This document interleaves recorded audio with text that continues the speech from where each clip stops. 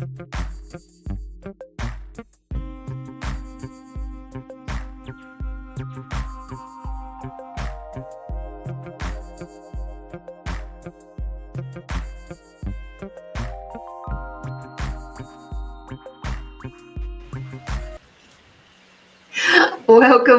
to Find You Fridays with me, Lorene, your intuitive connector for tonight. Hello.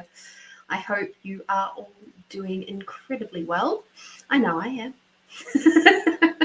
I'm feeling bright and happy and lovely. And good evening, Melinda, and good evening, Tamara. I hope you are doing very, very well. Do you know what? It's been a beautiful week. I've had so many aha moments, but at the same time, just so much moments. It's been wonderful. I think my body likes the fact that there is so many planets in retrograde at the moment. Because it's funny, actually, now that I think about it. Hi, Amanda. Now that I think about it, and this is a thought that sort of floated through my mind earlier this week, actually, was now that we've got all these planets in retrograde right now, it's almost like I'm not the only one feeling all the feels. It's like even those who are not spiritually or energetically aware, yeah, they're feeling it.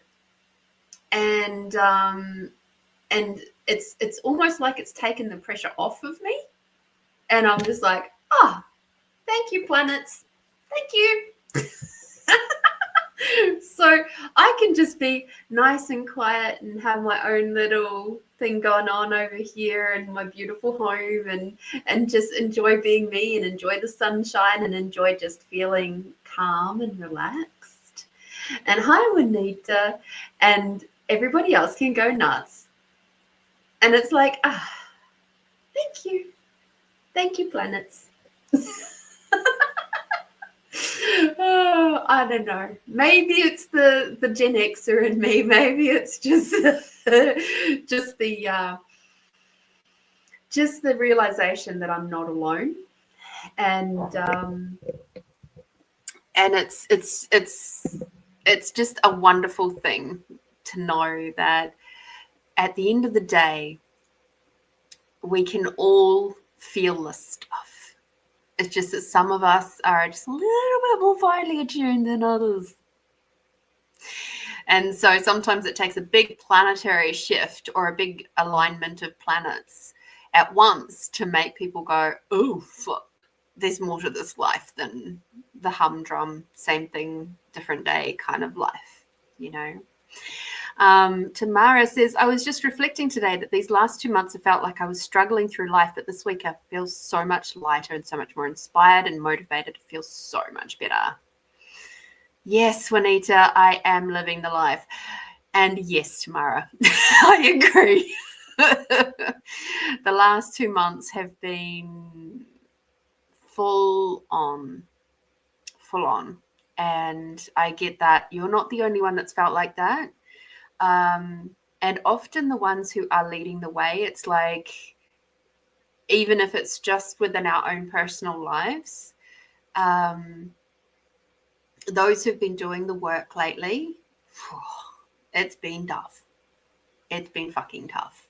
And I think I actually saved a photo of all the planets that are currently doing their thing right now. Let's see if I did. I'm pretty sure I did. Or at least I screenshotted it or something. I don't know. Pictures maybe. Nope. Download maybe. Definitely not in the downloads. I don't know where I put it. But there's a lot of them. And it's safe to say shit's getting real for a lot of people right now. And it's pretty cool, actually. It's pretty cool. And I like the fact that we are that we are in this space now where all of these retrogrades and things are happening, and we're just getting, there we go, retrograde season, realignment, reflection and truth. So we've got Mercury retrograde in Leo. So your voice is being rewritten. Speak from truth and not from performance. So that's happening at the minute. Chiron in retrograde in Aries, and old identity wounds surface. Heal your fear of being seen, because I wouldn't know about an Aries liking to be seen sometimes. I wouldn't know anything about that. And just because Aries just loves being the star of the show, we've also got Saturn retrograde in Aries, which is rebuilding self-leadership, boundaries, and discipline. Get real. And then Neptune retrograde in Aries. Oh, goodness. Aries is just getting the real, all the parties. And this is where illusions fall away, letting go of outdated dreams, and just so that we don't take all of the glory. Pluto retrograde in Aquarius. Transform your power, release the masks, and go deeper. So it's funny because I'm being a little bit tongue-in-cheek because I'm actually quite an ambivert. So I don't mind this with you guys because it feels quite intimate. I like intimate moments. I like one-on-one conversations, or with a very small group of people. Get me more than 4 people though, not my fan. I'm not a fan. I'll quite often sit in the background. I'll be like old Henry over there and just observe until I can find somebody I can have a nice deep conversation with. And it's so funny because many people over the years have decided that I'm a bitch, I'm snobby, particularly when I was in my younger years before I got particularly comfortable with who I am. And so yeah, it's an interesting old thing, this way I am. But you know what, I'm comfortable now. It's like I don't have to be the star of the show, but when I require to be in those leadership roles, I'll quite happily step up into those sort of more starring role positions. and that's cool. So Amanda, big hearts to you too, my love. Oh, that was a bit of a broken one. Hang on, let me do it properly. There we go. Oh, lovely.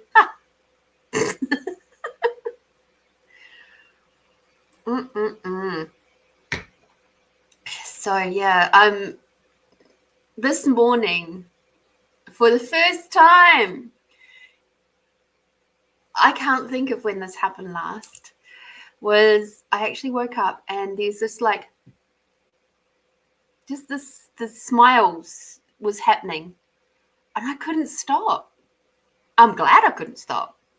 But it's like, instead of feeling like the side of my cheeks was being weighed down, and not that I frown very much, but there's always just like, for a long time, there's just been like this tension sitting across my forehead and like through my jaw. I hold a lot of tension when I'm stressed in my jaw. And today I woke up and it was like my face was smiling, just gently, not like I'm out of bed, yay, but just like very content. And it was like all of this was light and my forehead was light and my body didn't hurt. And I was just like, admittedly I had about somewhere around 11 hours sleep, but that's beside the point. Hi Tony. But more than that, it was my heart space. I just felt so light in my heart space. And everything else just felt like I was breathing.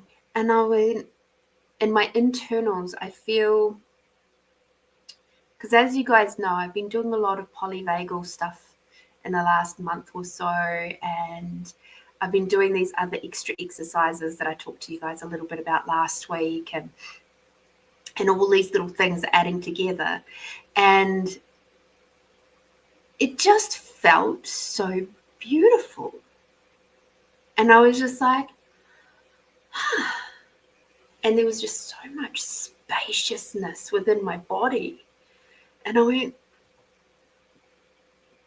is this what it feels like to feel safe and to have a calm nervous system? And I was like, yeah. And I went, I like it. I like it a lot. And so I was so thrilled to see that it was a nice sunny day today, about 19 degrees. And I got out there and I was in my pajamas and my jumper, and I was enjoying a bicky and a chocky bicky and a cup of coffee and just enjoying the sunshine as well, and the very mild day, very slight breeze. And thank you, Amanda.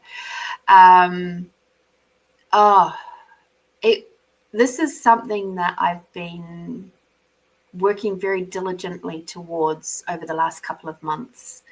Once I really comprehended how much in survival mode I've been for so long, it was like, okay, I have to change this. And because if I wish to live for a long time and be healthy and happy, I can't continue living like this. And so with that in mind, it was like, okay, what do I have to do? And when I ask that question, because my team is so amazing, they know that I'm asking them, universe, creator, everything, and also myself, what do I have to do to shift this?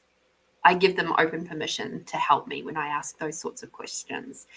And they provide. They give me the tools. They give me the links. They give me the people in my world. They help me to keep communing with my body in such a way that I'm like, okay, I get it now. Thank you.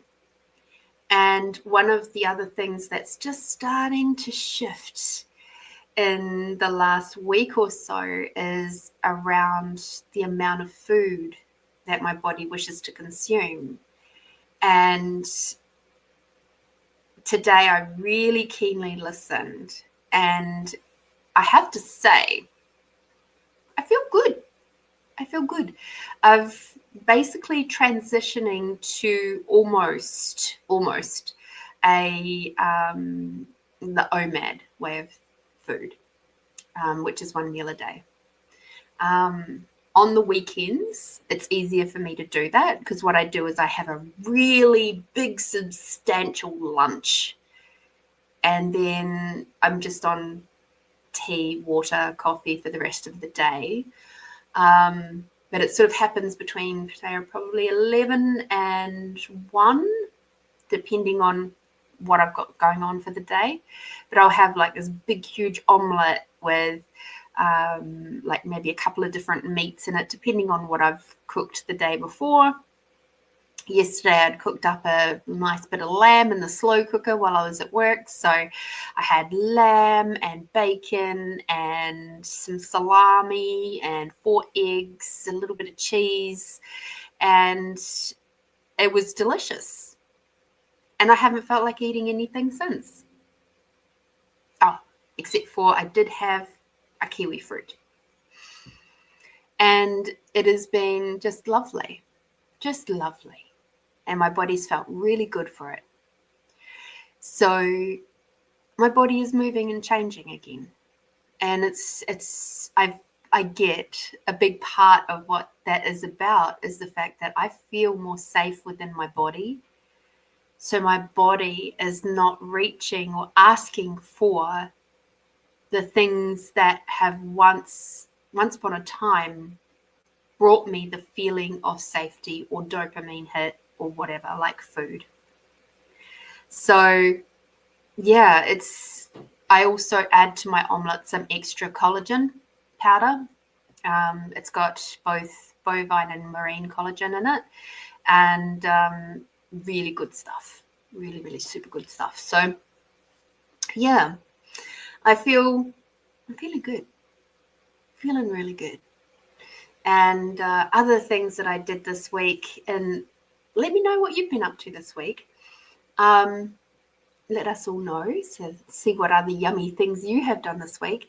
On Tuesday, it's our bin day here, and I got to, and there's a section of, I live on kind of a rural road sort of, and it's got like this big sort of culvert drain type situation on the side of the road, but it's all grassy. It's just dirt and grass and stuff. And back probably about 2, maybe 3 months ago, there was some really, really big storms that came through, and there's a childcare centre that's across the road from the property here, and they had what do you call it? A skip bin, and that skip bin's rubbish got a little bit blown out into that culvert area. And it's been bothering me ever since. I just see this rubbish just getting blown further and further up this culvert. And on Tuesday, I actually got to, and I cleaned up, not all of it, but the first part of that, the first third of it, and put that in our bins and moved some rubbish around from my next door neighbour. Because she'd put cardboard boxes in the regular rubbish, so I moved them over to my recycling bin because my recycling bin wasn't full. So I moved them over, put the rubbish from the road into her bin because my bin was already full, and I was just like, cool. So that's something awesome that I felt like it's a nice little bit of community service stuff, and I'll keep working on it. There's another 2 sections to do. And so, yeah, I'll keep working on that. I might just go from the very top and work my way down for the next one. All up, it's about 500 meters from my driveway to the top part, and then to work back down. Not that far, really. It's just a bit of a pain when you're carrying a big bag of rubbish. Amanda says, I'm honestly not doing too much. I did clean my whole house and cleared out some things that weren't being used. It was a massive job considering how big my house is. Oh, you're hilarious. I'm glad you did clean the whole house, though. Even with the size of your house, my dear, it's still important to do it. And I love that you did get that done. Hello, Christine. Sorry, I didn't say hello before, but hi. The tea of choice today is Bengal spice tea. I love a good old Bengal spice. Haven't had it for a little while, but it's tasty. My body chose it. Tamara says, I'm midway through doing this too. I don't know how I ended up with so much stuff. Funny how we do that. I think maybe for us Southern Hemispheres, we're starting to get into the spring cleaning energy, which is lovely. Melinda says, oh, I love that tea. I love the tea too. It's a nice sort of soothing tea, I find. It probably helps it's got carob in it. but yeah, it's good stuff. It's good stuff. So yeah, all those retrograde planets, gotta love them. Gotta love them. And I've had a lot of really interesting moments of going, would that actually work for me? No. Would that work for me? Actually, that might. Oh, what about that? Nah.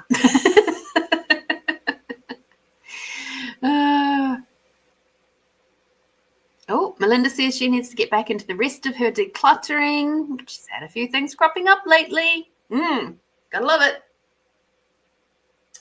The thing is, even if we, the beautiful humans that we are, go, okay, I've had enough of that for now, the universe won't let you forget. Even if you go, oh, I've done my healing, the universe won't let you forget. And it will keep smacking you in the head until you start working on it again. It's just, that's the universe's job. That's your higher self's job, to keep progressing and moving forward. So isn't it such a beautiful thing? All right, let us get on to this weekly reading. Can you even believe it? It is the 1st of August today. It's my friend's daughter's 18th birthday. Oh my God. I remember when my friend, she's in Gisborne, and she was like really nervous about telling me she was pregnant.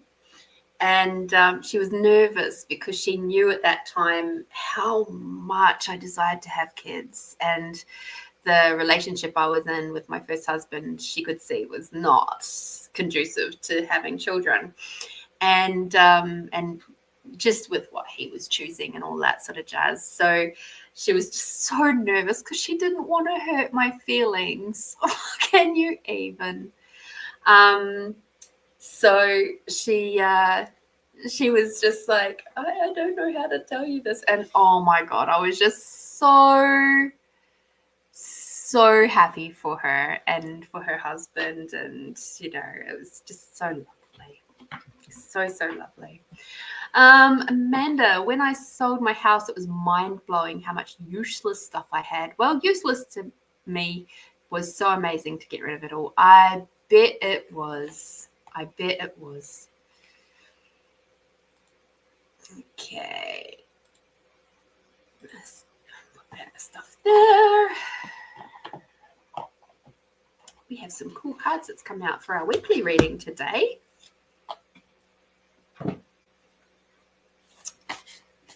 So let's get busy. I'm always busy with you guys.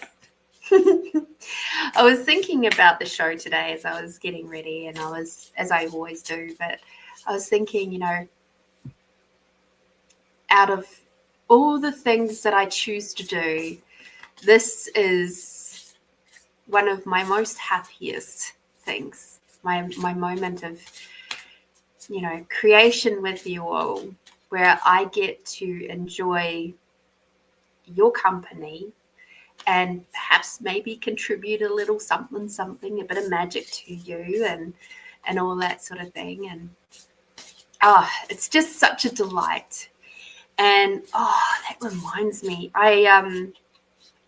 so as you guys know, I've had 10 days off work, and then this week I've had 3 days back at work because I took the Monday off because I'm smart. And that was also what my body had asked for. And because I thought, why slam straight back into full 4 days of work when I can just do 3? It's a nice easing in, you know, instead of feeling absolutely exhausted by Thursday.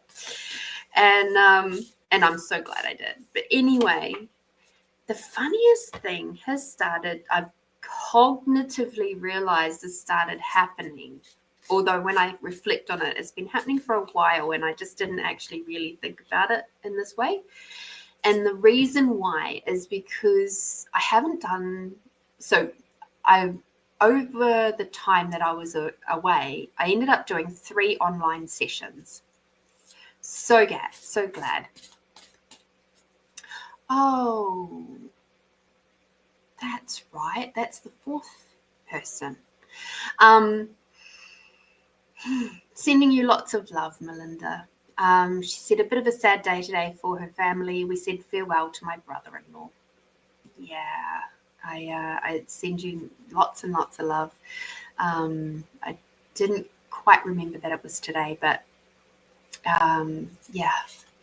So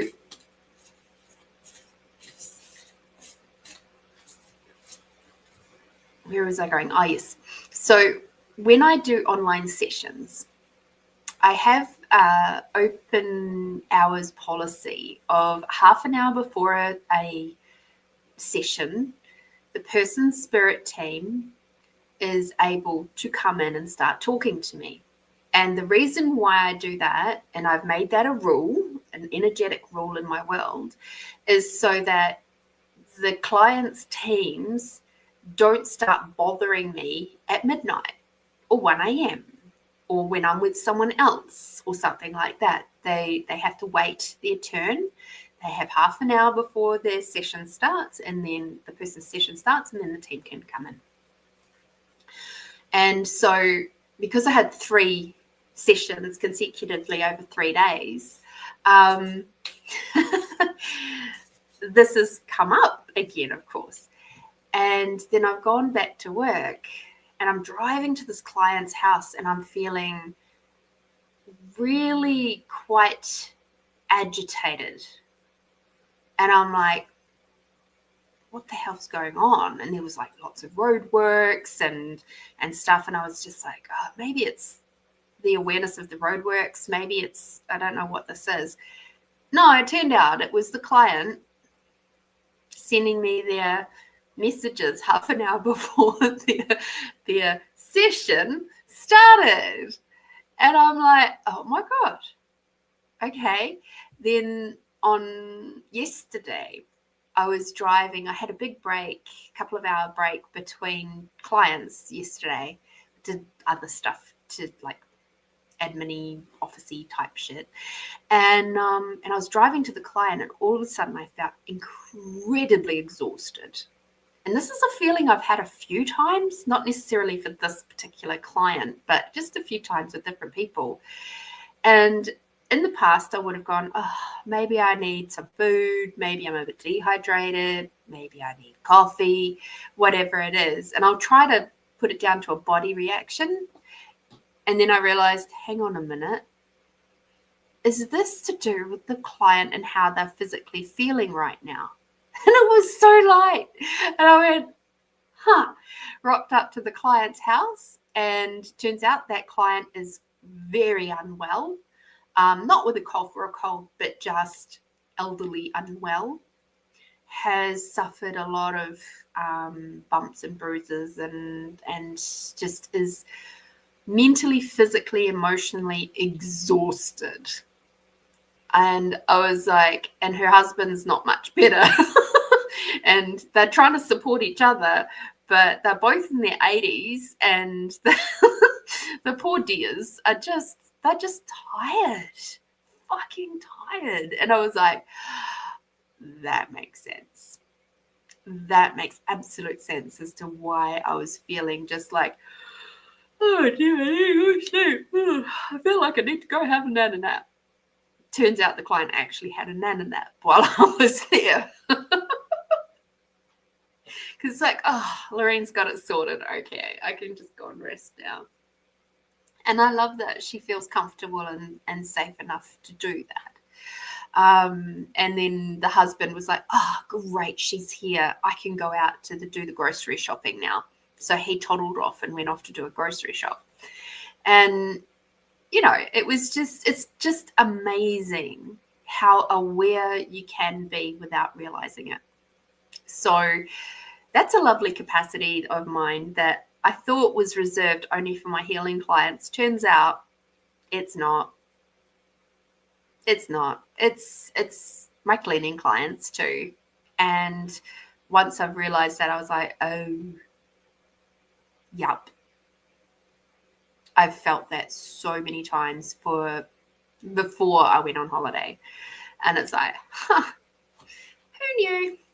Who knew? Anyway, 2nd of August through to the 8th of August. This is the reading for the collective. And it's going to be a reading one because it's the fairy blessing cards that have come out to play. So these cards are absolutely gorgeous. And hello, Sonia. How are you? I hope that you're doing super duper well.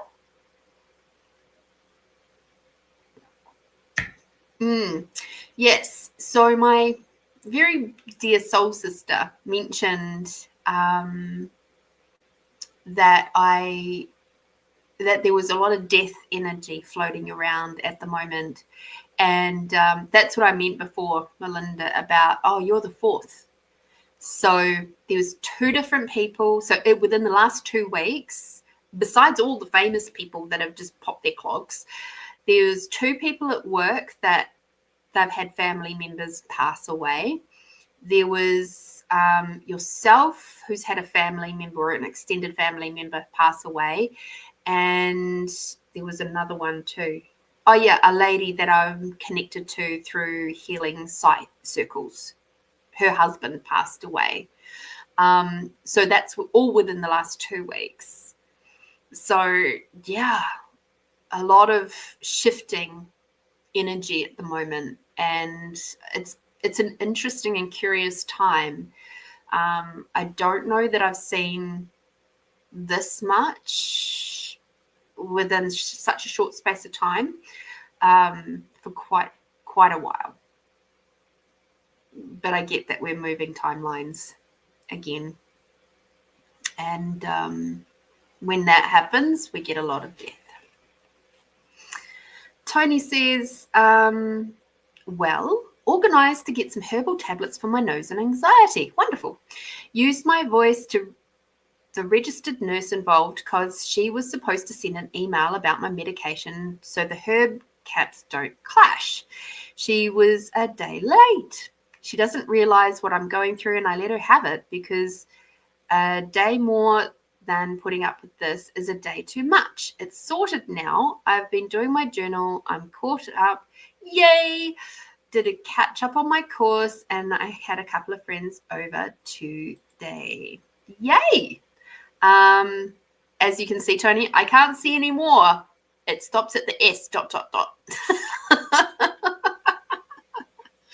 But it sounds like you're getting things moving, which is wonderful. So congratulations on that one. We have the reading for the teams, for us, for this next week. Let us see. And we'll be in full moon shadow period on Friday next week because the full moon doesn't crop up till the 9th. So full moon shadow period. So building of that energy, gotta love it. So the first one is, let me get that angle right, the blessing of the butterfly queen.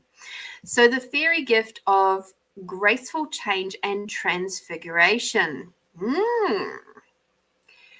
So this is a really fascinating card because I feel like with all those planets being in retrograde, etc., this seems very, very appropriate.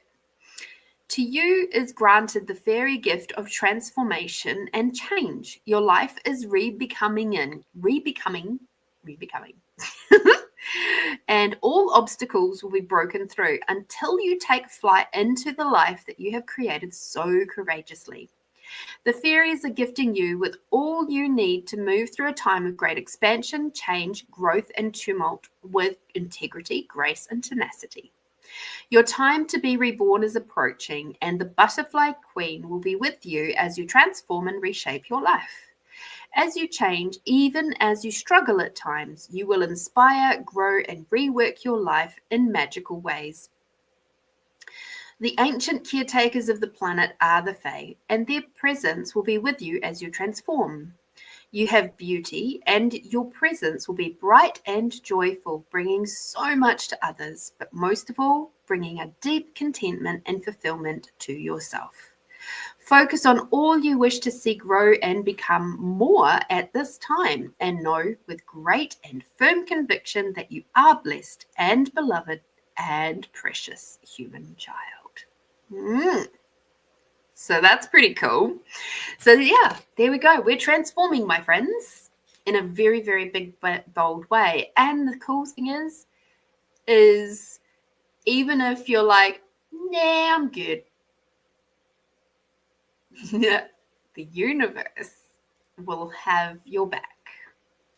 And that could mean making you shift out of areas that you have become comfortable in because they are actually toxic to you. I saw this happen this week with a friend who was saying, you know, that they weren't particularly happy in the job that they'd kind of started. They were having, you know, some issues with one of the staff members there. It just felt a little bit like it wasn't a good fit, but she had bills to pay. Next thing you know, she was let go. And she's like, whoa. And I'm like, oh, how exciting for you. Now what can you create? That's what this is all about. All of the things that we've been talking about, I'm not just talking about here, I'm talking about you in your personal life, everyday life. All those spots where you've been noticing the red flags, where you've been seeing what doesn't work and then pushing it off to the side, going, I can't be bothered dealing with that right now. That's going to come slap you in the face if you don't deal with it. And it's gonna show up, and because the universe is putting a rocket under all of our butts right now, whether we like it or not. So you better to just roll with it and do the work and be okay with the change than it is to try and resist and react to it. It's not going to help you if you resist and react. Okay. The next card that we've got for the collective, and then I'll come back to the chat and I'll have a look at what you guys are talking about. The next card is a blessing of the shining ones. Oh, I like her. Oh, she's got like a frog dragon thing in her hand. That's funny. See if I can show you guys. See, look at that. Isn't she cool? Love that. The fairy gift, so that you too shine with inner radiance. Let this gift from the shining ones bring you blessings of your own abilities to shine into the world, beloved one. You are now given the gift of the realm where the once great Tuatha de Danann, the people of the land, the goddess Dana, the old fairy tribes of ancient Ireland, ruled and kept the balance of all things. They bless you now with the gift you need most at this time. Simply close your eyes for a moment and see the glow, the radiance emitted by the energy within and all around you. Now, see that shining self begin to grow stronger and larger and more visible to your spirit eyes. With this gift, your radiance is strengthened, so now you shine within the world and can be seen, recognized, and offered good fortune and bounty. Your light is a lamp for the world. It is beautiful to behold. This time will bring unexpected kindnesses and easeful movement in achieving goals that are best for your soul, as well as a sense of being recognized and cared for by those that have that touch of the shining blood within them too. Blessings of the shining ones to you, friend. So this is very much a message for all of those of you who are trying to hide. You can no longer hide. Now, it doesn't mean that all of you are going to be up on the big stage and doing big performances and doing stuff like Oprah Winfrey or anything like that. No. What it's asking you to be is you. To shine as the most gorgeous being that you truly are. And to show up. It's about not actually being any of your masks anymore. It's about learning how to be and remembering, not even just learning, but remembering the peaceful calmness within that you actually be. This is what she's talking about. And when you get to that place of just like absolute, unconditional, unabashed, just delicious self-acceptance and self-love, you shine. Even if you're wearing your pajamas and no makeup and wacky hairdos like I was today, you just shine. And people can't help but notice that. It's a glorious thing. The longer that you try to hold on to your masks, the longer that you try to sit in your ego, which is basically an overactive, survival mode, the harder it's going to be for you to shine, and the harder that this change is going to be for you. So I wonder what it would take for you to find that gentle peacefulness within. Opening that up to your teams to start showing you too, if you are open to it. Ooh, how appropriate given what I've just asked.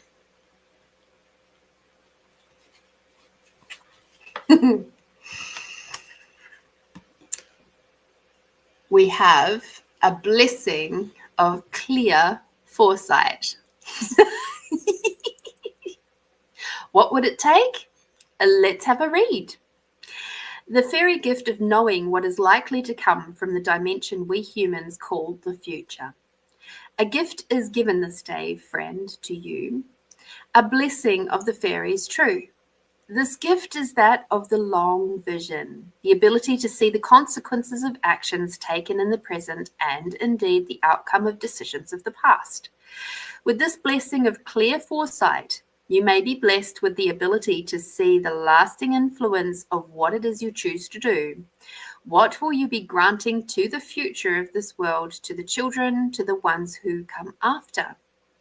May you understand, therefore, what would be the best for you to do, not only for your own self, though it is good and right for you to think of yourself, but what is best for those who you love and for those who come after us all.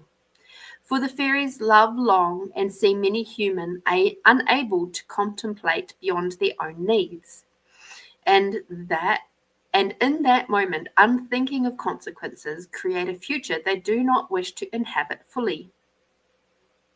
With this amazing fairy gift, this enchanted ability to see further into the dimension of time, you will make the best decision for yourself now and for the future and the future of others. Time unfurls before you, a green scroll written upon, but one upon which you can see what could come. Take this blessing and use it wisely for the fae, for the human children, and for the betterment of your own precious self. Fairy blessings of the long foresight to you, friend. Ooh. Oh, goodness. I think this week is going to be an absolutely glorious, amazing week to come. And I can guarantee you we are going to do a meditation tonight because it's already sitting there. It's already doing its thing. So lovely. Let us do the yummy card. Dream. Okay. So this is when the dream card comes up, it's about what are you creating? What are you actualizing? What are your dreams?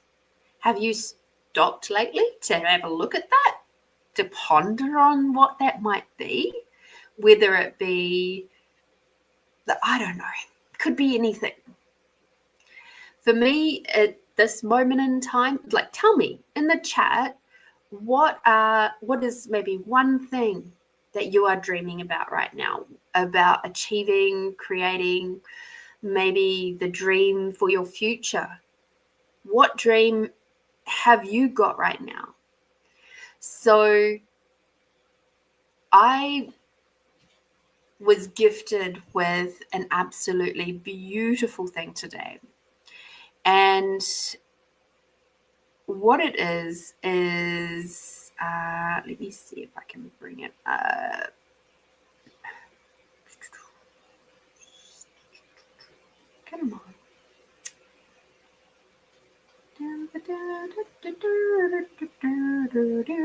Okay. So I have this app called The Pattern. And the pattern is really good because it works on your natal chart and kind of like tells you little snippets of information that are coming up. And the first thing, it was talking today about my descendant in Virgo.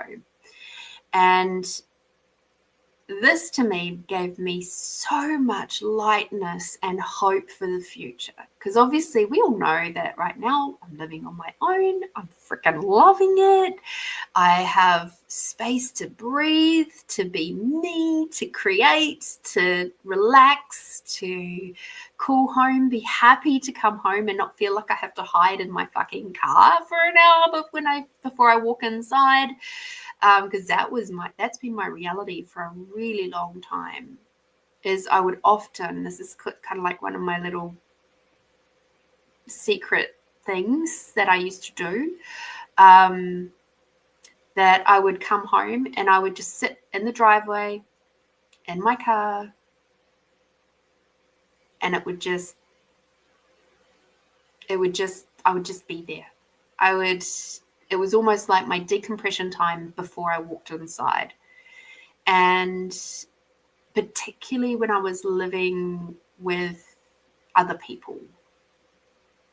And it was just that moment.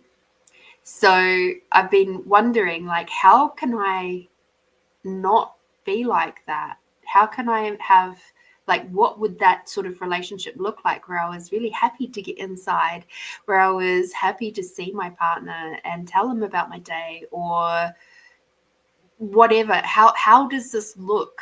I don't understand, you know?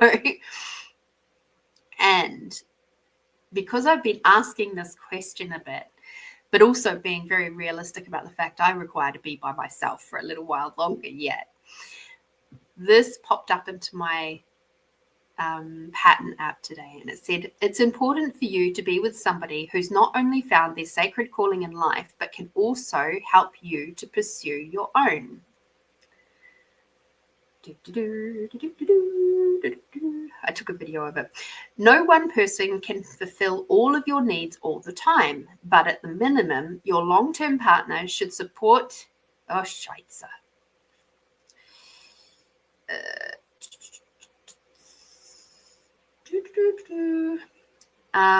Should support your professional life and make it easier for you to pursue your career objectives. This kind of understanding gives you confidence to embrace your full potential. It's the energy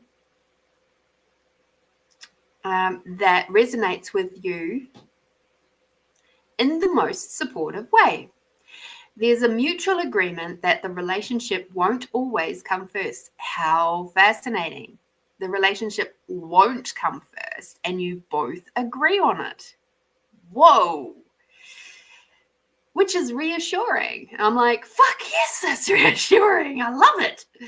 It doesn't mean that you don't love them, but your work is a fundamental part of your happiness and will need to be a priority. Knowing that neither one of you will have to be the caretaker or become codependent is also essential. And I'm like,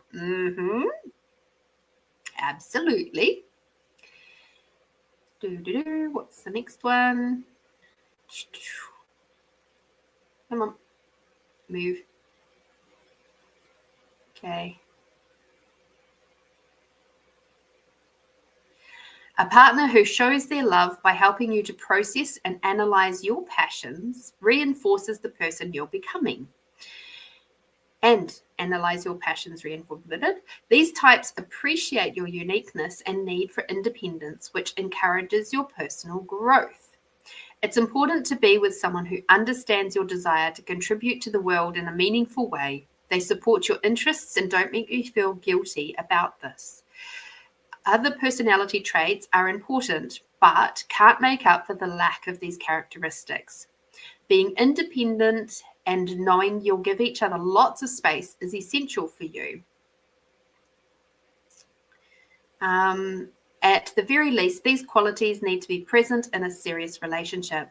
Having them in a partner ensures that you won't be held back from following your intended path. In fact, they're essential for you to fully thrive.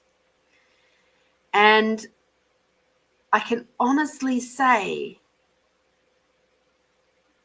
reading all of that today absolutely gave me the big, huge yes.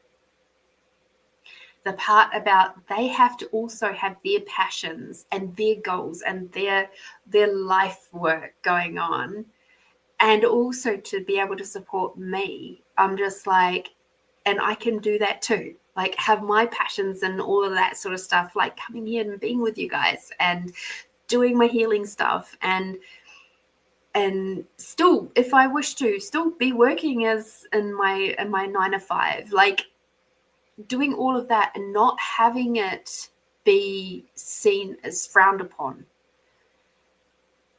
But in fact, it's like, way to go, babe. How can I contribute to you so that I can then do the same for them?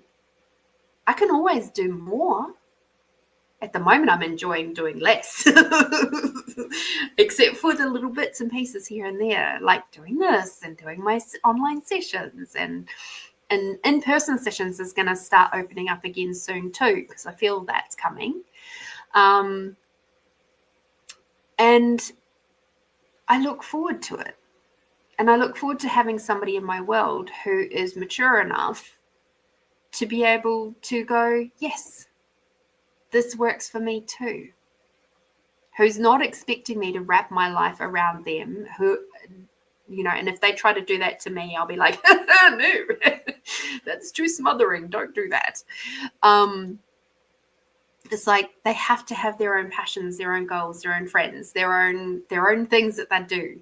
And so I can do mine, and they love that about me too. And yes, we can come together and be that beautiful support and love for each other at the same time. Like, yes. That to me just makes me feel so good. Even I've been watching it coming up a little bit with different people talking about the living apart together thing, the LAT, living apart together. That makes me feel really good and happy too. And it reminded me of a house that I designed, gosh, probably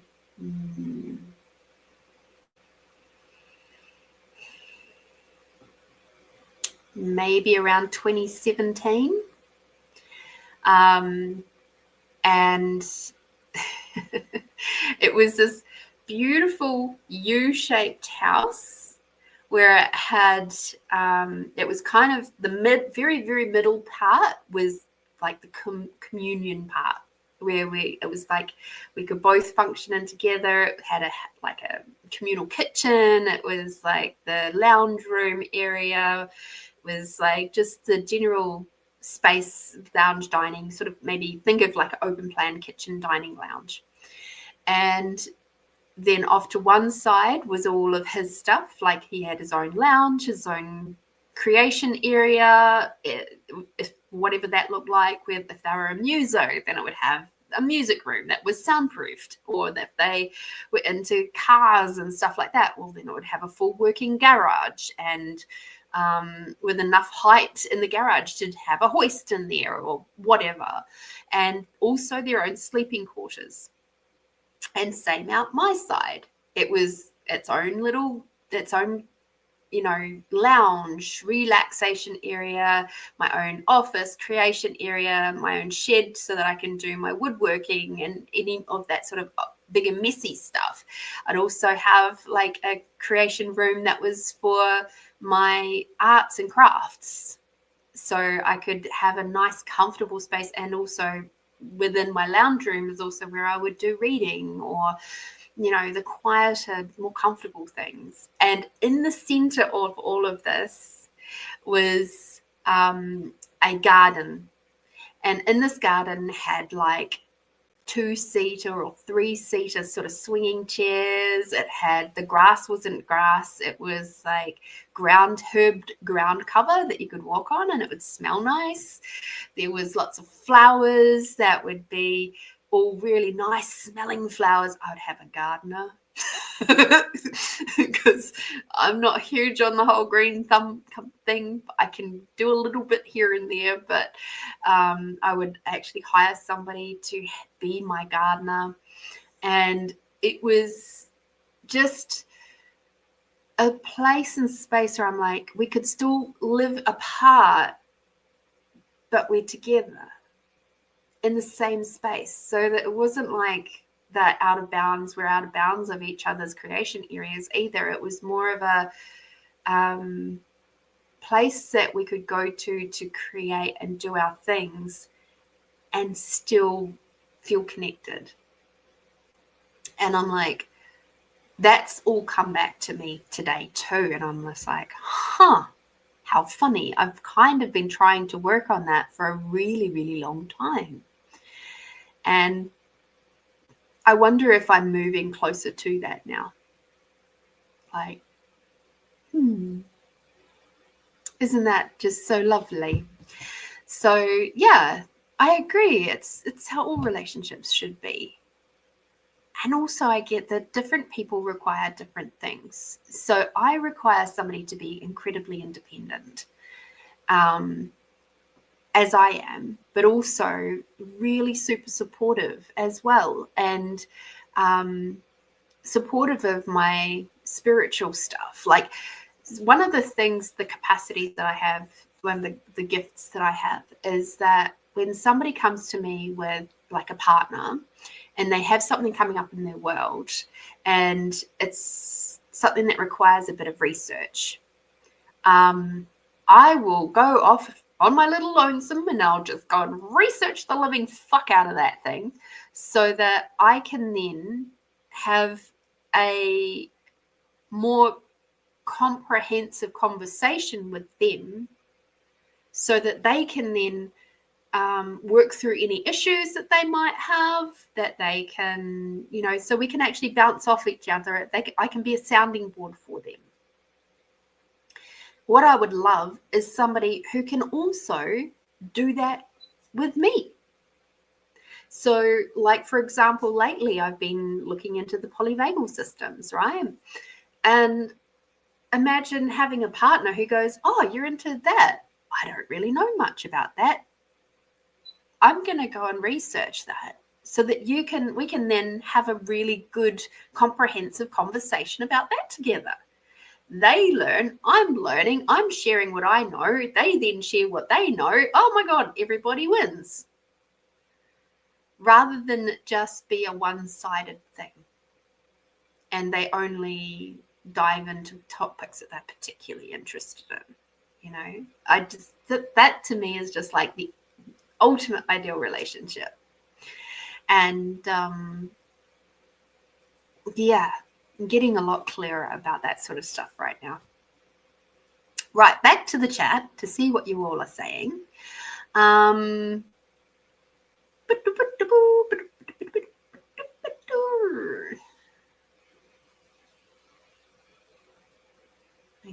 Okay. Tony, I wish your friend all the health and wellness that she's able to receive.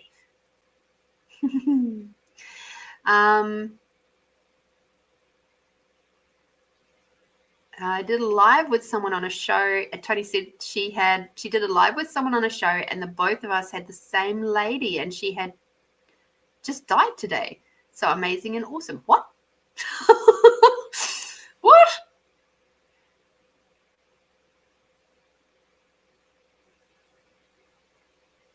Okay. Amanda says, I have a butterfly little charm thing my mum gave me for my birthday. She sits proudly near the doorway of our caravan. I call her Glitter Dusty Flaps because it can get very dusty in here. That's understandable.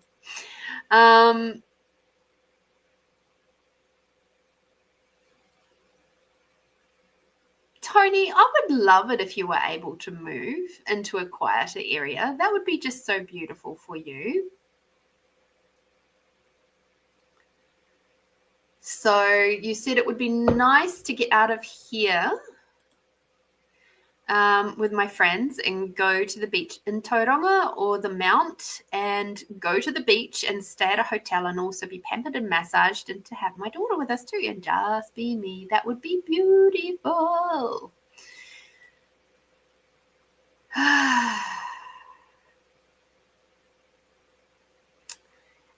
Tony. I will tell you about that later. Melinda, so you said my ex and I had a relationship like that. He had his house and I had mine. I had sleepovers at his house because he didn't like the stairs of mine. Worked out well for years and he is now the ex.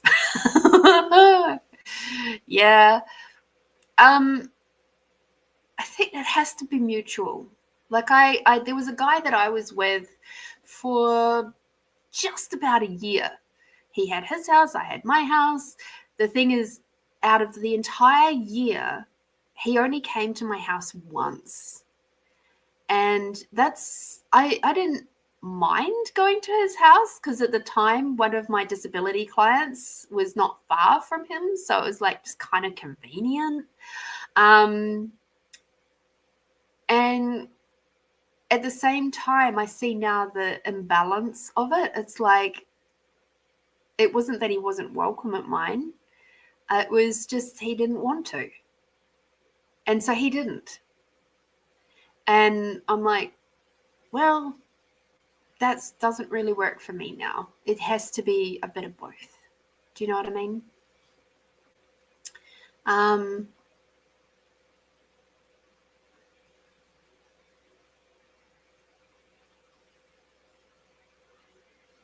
Yeah.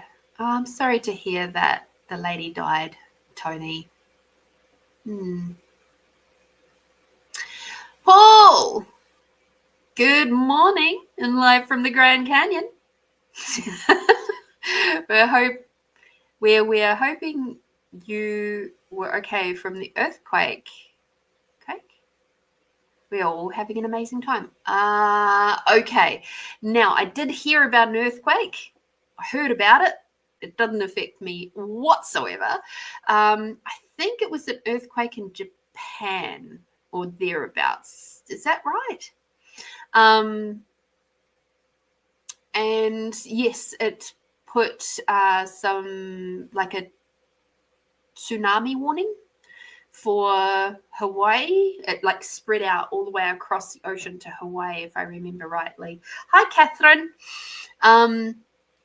So yes, over here in South Australia, definitely nothing for us. Oh, Amanda's just said near Russia. There we go. Thank you for the clarification, Amanda. But yes, I did hear something about the that Hawaii's water levels dropped by like a meter, which is quite significant, really. It's like so yeah, no, definitely not. We're not that side of the world to be able to be affected by any of that. So yay. I'm glad that you're having a really good time in the Grand Canyon, Paul.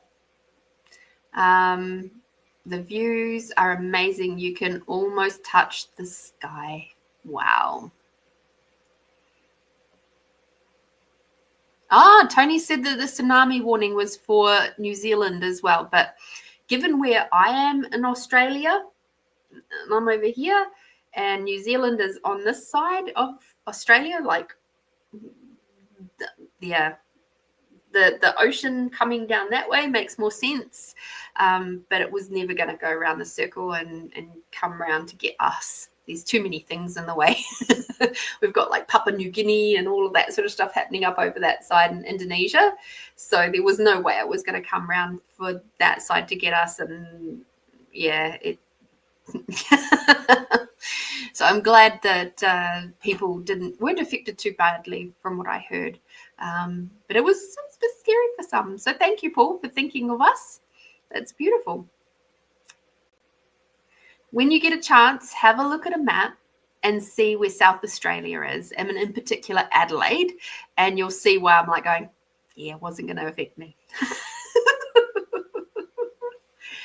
Oh dear. Beautiful.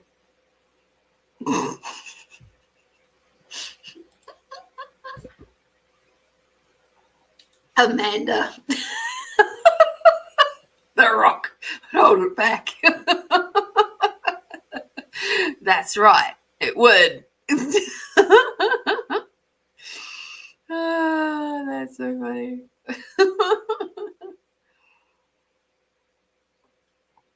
And yes, Tony, exactly. Too cool to be good at. Mm-hmm. That's right. All right. So, just to double check something.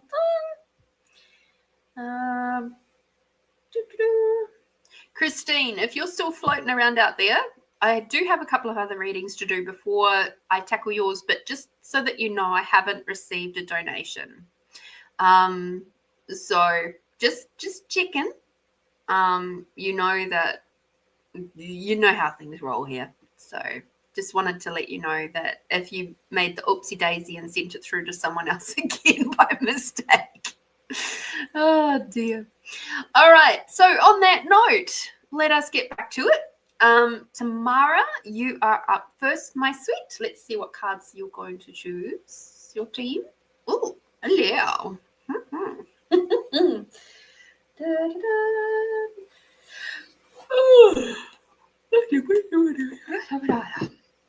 I do love it when your team's sticking. It's like they give me a little rush up my back.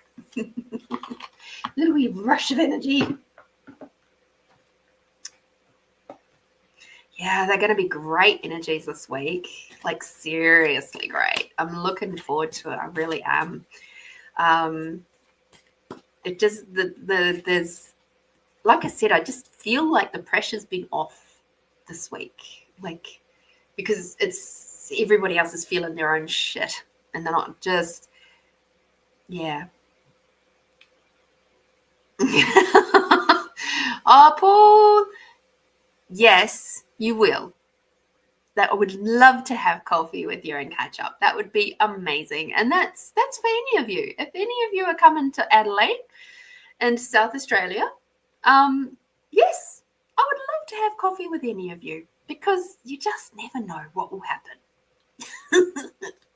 It's like when I went to New Zealand and I managed to stop in and see Tony. Like, that was really fucking cool. And I'm so glad I got to do that.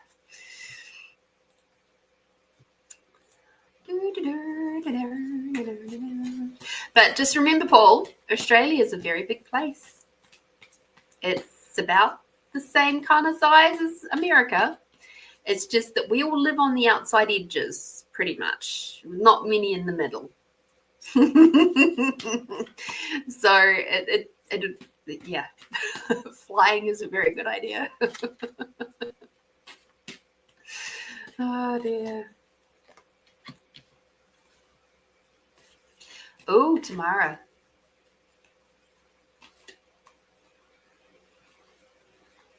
What I'm hearing is you're going to be doing some very beautiful, quiet transformation work this week. And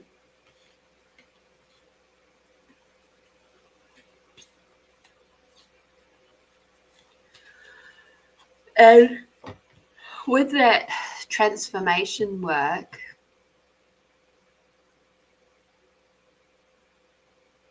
it's not going to be as rough as it has been.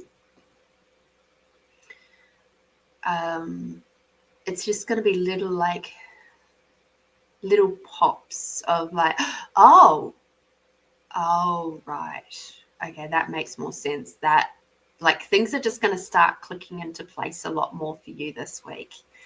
And these transformational energies are going to be filtering through and answering a lot of the questions that you've been having lately about direction, about what you're bringing into your world. And with that, the stuff around finances is going to start moving. I feel a lot of like there's been some sticky points coming up in your world around finances and stuff, and it's like the stuff is already, it's opening up, and you're going to feel a lot more abundance coming through in all sorts of different ways.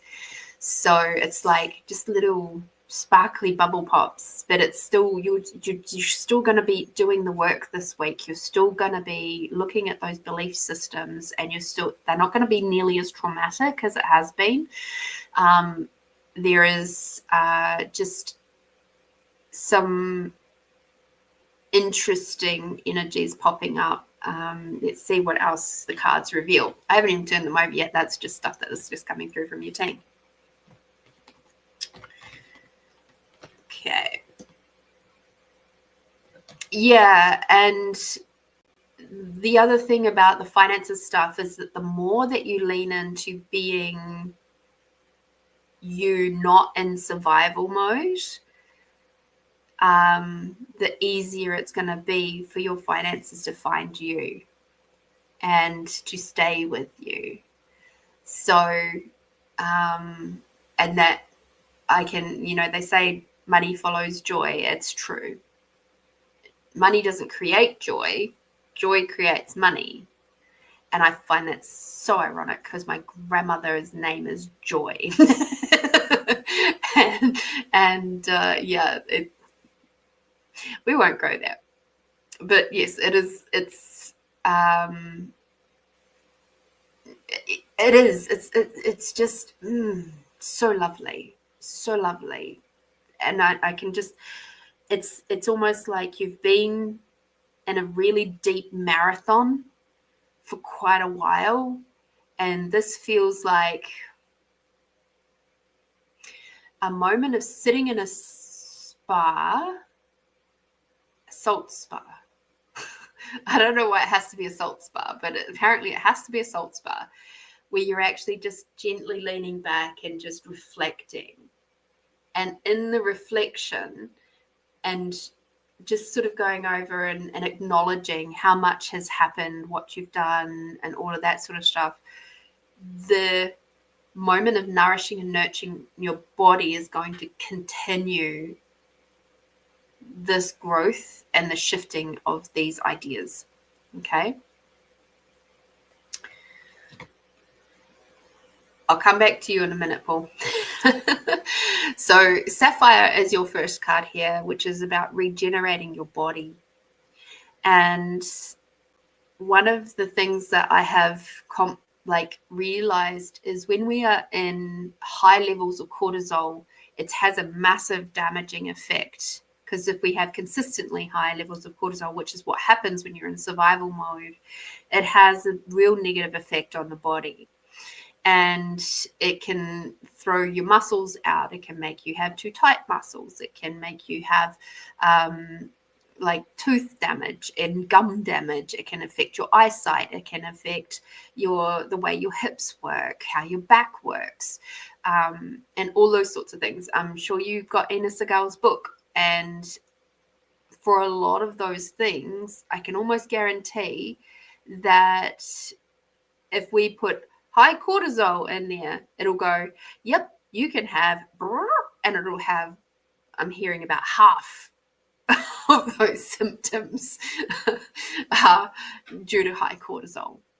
So have a look and see where that sits for you, and do the work required to gently nourish and nurture your body. Okay?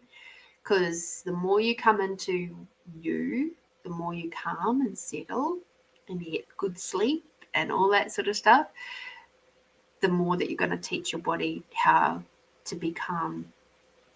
I've been doing, it's called a program called Neurotoned. It's a 30-day program, but it's self-paced. These exercises are there forever. I've been doing an exercise every couple of days or so, because I just like to be able to sit with it and then practice it and go, okay, yeah, that works. okay, that one works for me. That one not so much. And that's what they say. You just play with them. And it's all working in this whole polyvagal system stuff. So yes, regenerate your body. Come back to being you. Find out where does your peace lie? What things help you to come down in those levels of stress so that you can be just relaxed and wake up feeling happy in the morning. Okay? Please get into Neurotone then. If you've bought it, just start it. And even if you just watch the video and write it down, I've taken screenshots of where they've gone through the processes. I'm up to like day 7. So please do it.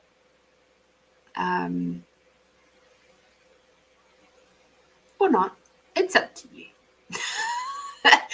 It's funny because as I'm watching the videos, I'm like going, how the fuck does this work? How does this make our body go, oh, it's okay to relax? All I'm doing is tapping on my legs and telling myself I feel safe and I'm in my body. What the hell? How does that work? But it does. It truly does. And I find writing stuff down helps a lot. Transcribing helps a lot. I don't always go back to my screenshots, but they are helpful. Plum is your next card. And for those of you who don't know, I am currently working with the Secret Language of Color cards. The nice, gentle ones. Oh, dear.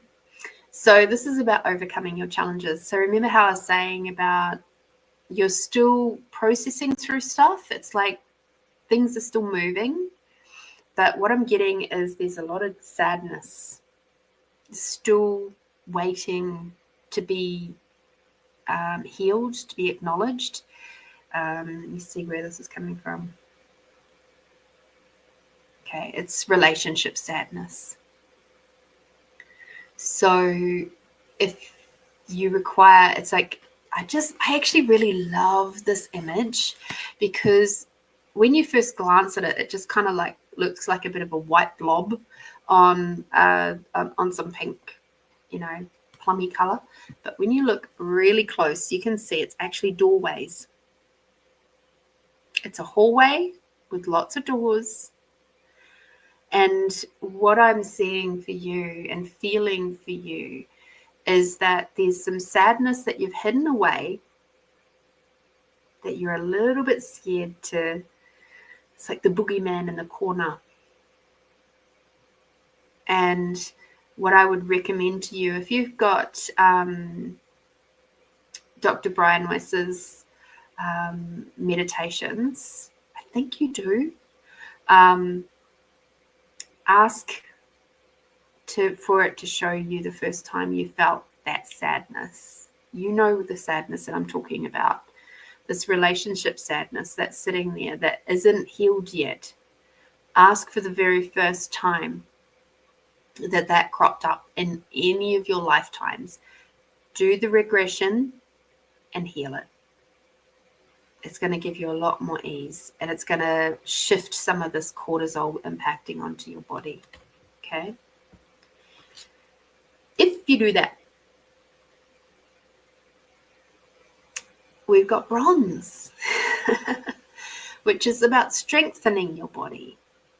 So your aim over this next week is all going to be working towards making your body more in alignment with your true purpose. And that in turn creates strength within your body and creates that peace and space. So all of that feels really good right now, right? The purple is your almost last card, developmental clarity. Okay. So obviously we know purple's up around this area. This is why it's mental clarity. And again, I'm coming back to like that regression type therapy. It's coming back to the meditations. It's coming back to stuff for this area of your body. In doing so, you have to be down in your heart, though. It's not all about trying to figure it out. It's about being in your body and connecting back in and being really super present here and not just connecting.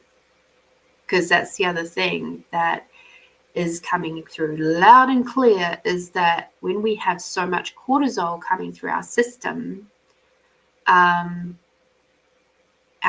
we disconnect from ourselves and we sit out here, because it's like there's this big huge cortisol survival mode running the show, and it's like we can't come in. So it's like we've got to come back to center.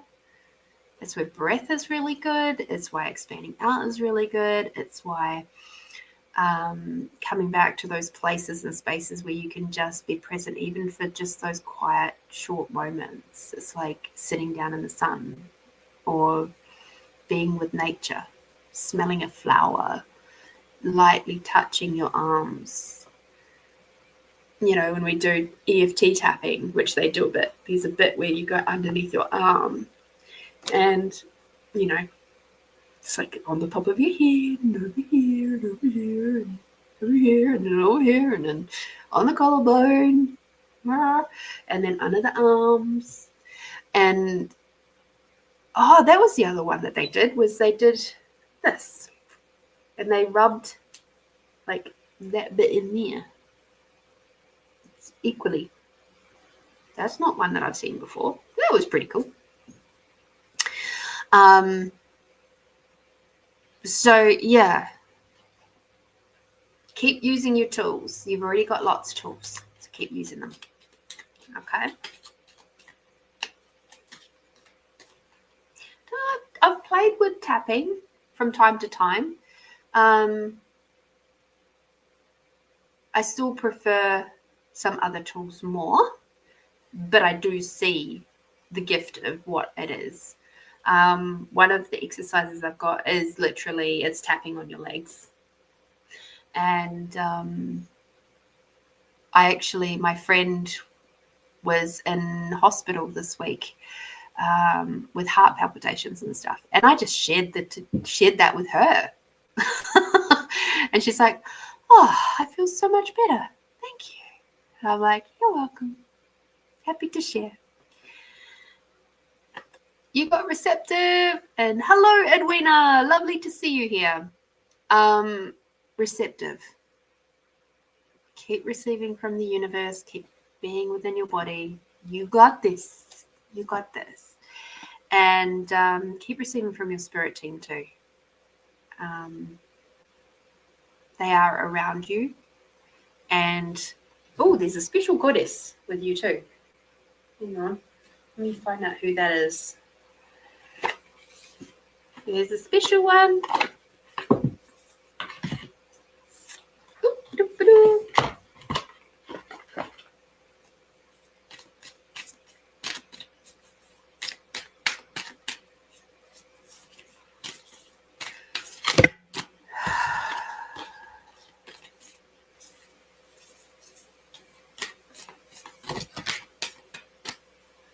You? Nope.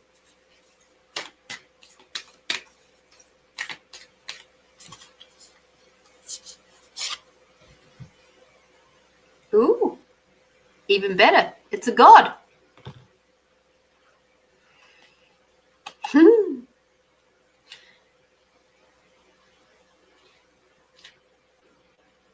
$129. I don't know who you are, so this is kind of cool. I love it when I get to learn about a new god or a goddess.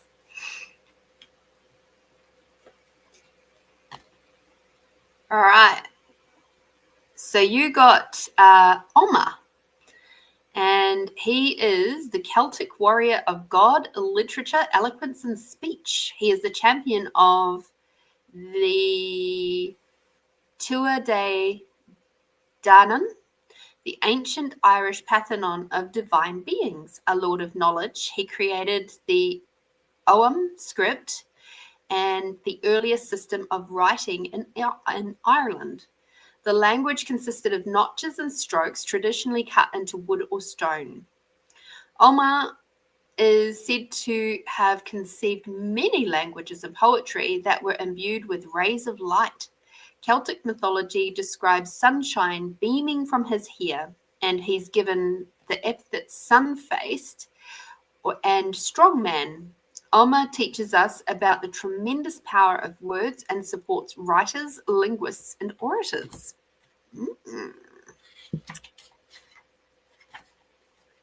So, Omar leads you to his standing stone, etched in Ogham script. He places your hand upon the rough surface and speaks to you with light-filled voice. Notice the words you use about yourself, others, and the world. Spoken and written language carry energy that can shape your reality for better or worse.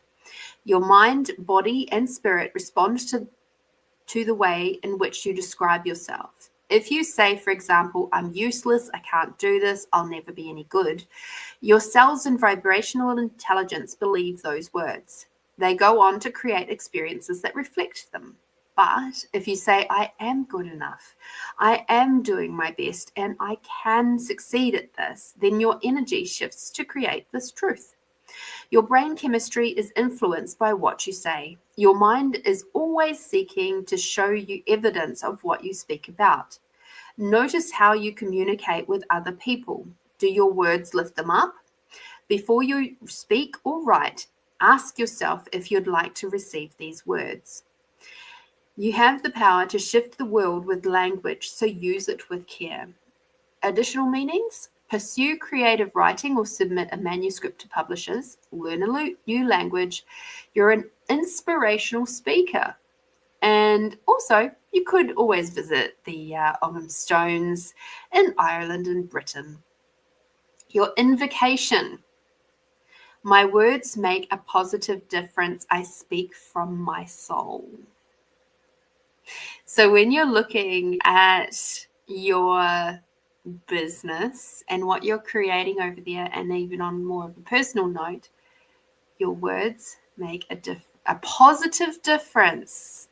I speak from my soul. What positive difference would you like to create in your world? How would you like to show up in your world?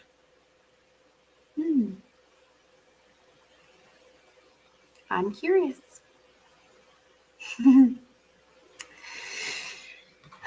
So there we go. Thank you, Tamara, for your very kind donation. I'm so grateful for you. And I hope that you have an absolutely amazing, positive week with Omar as part of your team. He's pretty cool. He's a bit spunky too. Oh, dear. Thank you, Tamara. So grateful for you. And I hope you have a great week. Paul, just before you run away. All right. Let me just quickly catch. Where were you? Cool. Yes, we would have a great time, Paul. And rock the house. Okay. Checking out today with the family. They're seeing Eagle Point. You have to walk on glass overlooking the canyon. I said, forget, count me out. What if that glass breaks? It won't break. You'll be fine. You fall 4,000 feet below. Forget it. Walking on glass is not my cup of tea. Just remember that the glass is probably at least 8 inches thick. At least. So you don't need to worry. I will see the mighty Colorado River at 8:15 this morning, so can't wait. That's so cool. Did you know 9 people have jumped off the Grand Canyon? Wow. P.S. They did not make it. Oh, that is pretty sad. Oh dear. And now he is saying, okay, I have to run. And he has to line up. Talk to you soon. Happy weekend. Party time. Bye. Bye, Paul. Thank you for coming in, popping in, saying hi, checking in with us. I love it. Hope you have a fabulous time around the Grand Canyon today. Words are, so Tamara, coming back to Tamara, words are one of my superpowers I just forgot for a long time. You did. So Omar is teaching you, reminding you of you, of your capacities. It was so clear. It was like, oh shit, you've got somebody else sitting with you. He was very demanding. He required to be seen and heard. So enjoy his presence in your world this week to come. This was beautiful. Come back and listen again tomorrow. Thank you so much. As always, so grateful for you and this beautiful space. I am grateful for you too, Tamara.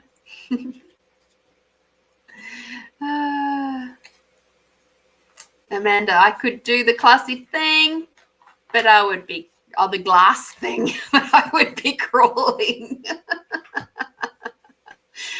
I have done the glass thing up at the Sky Tower in New Zealand, in Auckland. I have also done the glass thing in Bali. They had a glass panel there in their one of their lookouts. It was beautiful. And if you're really scared, all you do is you just stand on the very edge of it. It's okay. It's no big deal. I quite like it. But then I'm not particularly afraid of heights either. And, you know, you can do a perimeter check. You can just see if there's any cracks. And because here's the thing, most of these things have had so many people on them and much bigger people than yourself. So it will be absolutely fine. Christine, I like it when Paul pops in and out. Me too. I have no idea how he found me. I have no clue at all, but I love it when he does. So that's pretty awesome.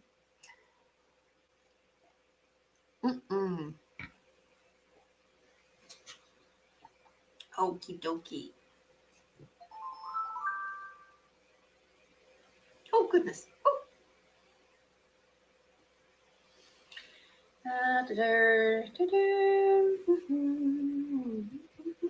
Amanda, you are up next.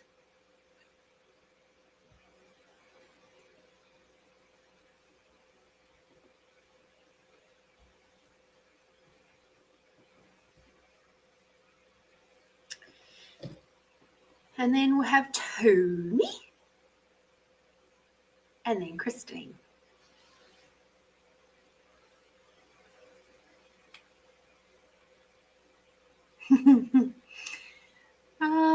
So Amanda, what is your question, my dear? Let's see what cards Amanda would like.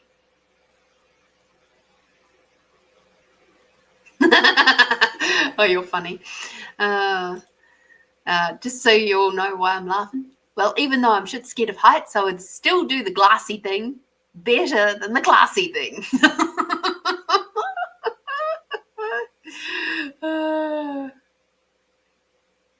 Ooh, Amanda, I love this question.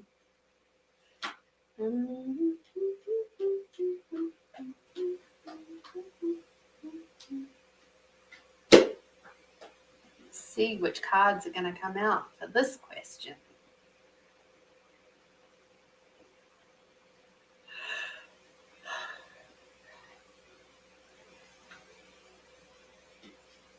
I knew it was going to be them. I knew it. I really do need to fix that box. They don't make things like they used to. Okay. Those silly cards out of the way.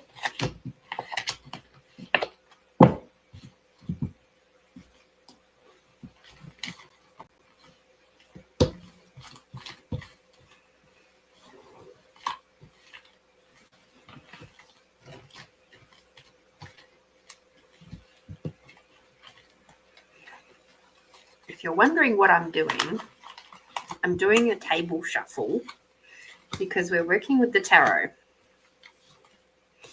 And sometimes it just calls for a big fat table shuffle.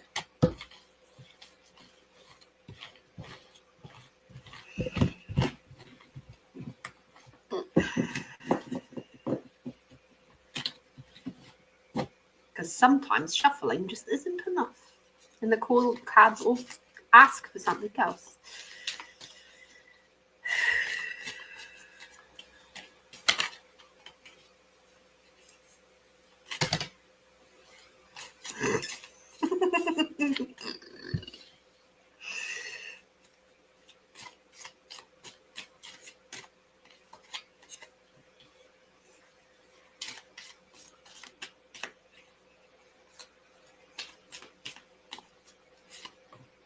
I'm really excited because this weekend is likely, so far that I saw this morning, this weekend is likely to be a very nice weekend. And I fully intend to get up to the falls, the Morialta First Falls this weekend at some point. And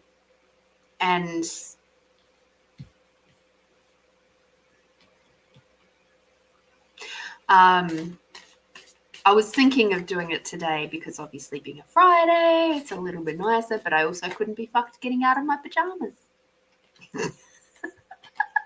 So I didn't.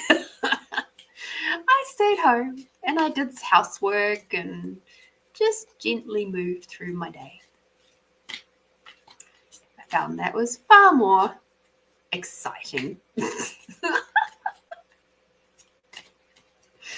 Oh dear. Where is it? That one. Okay, thank you. Good gosh.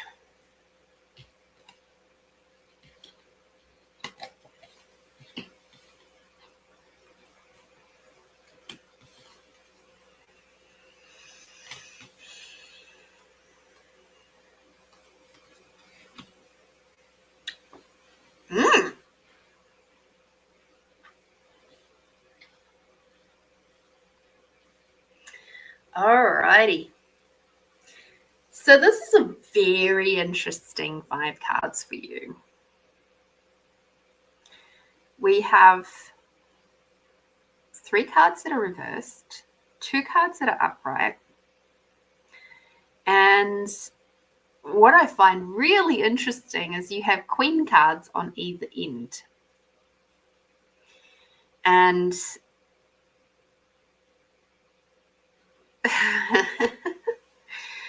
what I find really fascinating. So the first card that we have is the Queen of Pentacles. Okay. She is upside down. So when we're asking at like, what strength am I underestimating in myself right now, right? What strength are you underestimating? Your ability to create. And you, as the master creator of your life, being the woman master creator, is you are so creative, and you're totally underestimating how much value that is in your world. And this isn't making sense.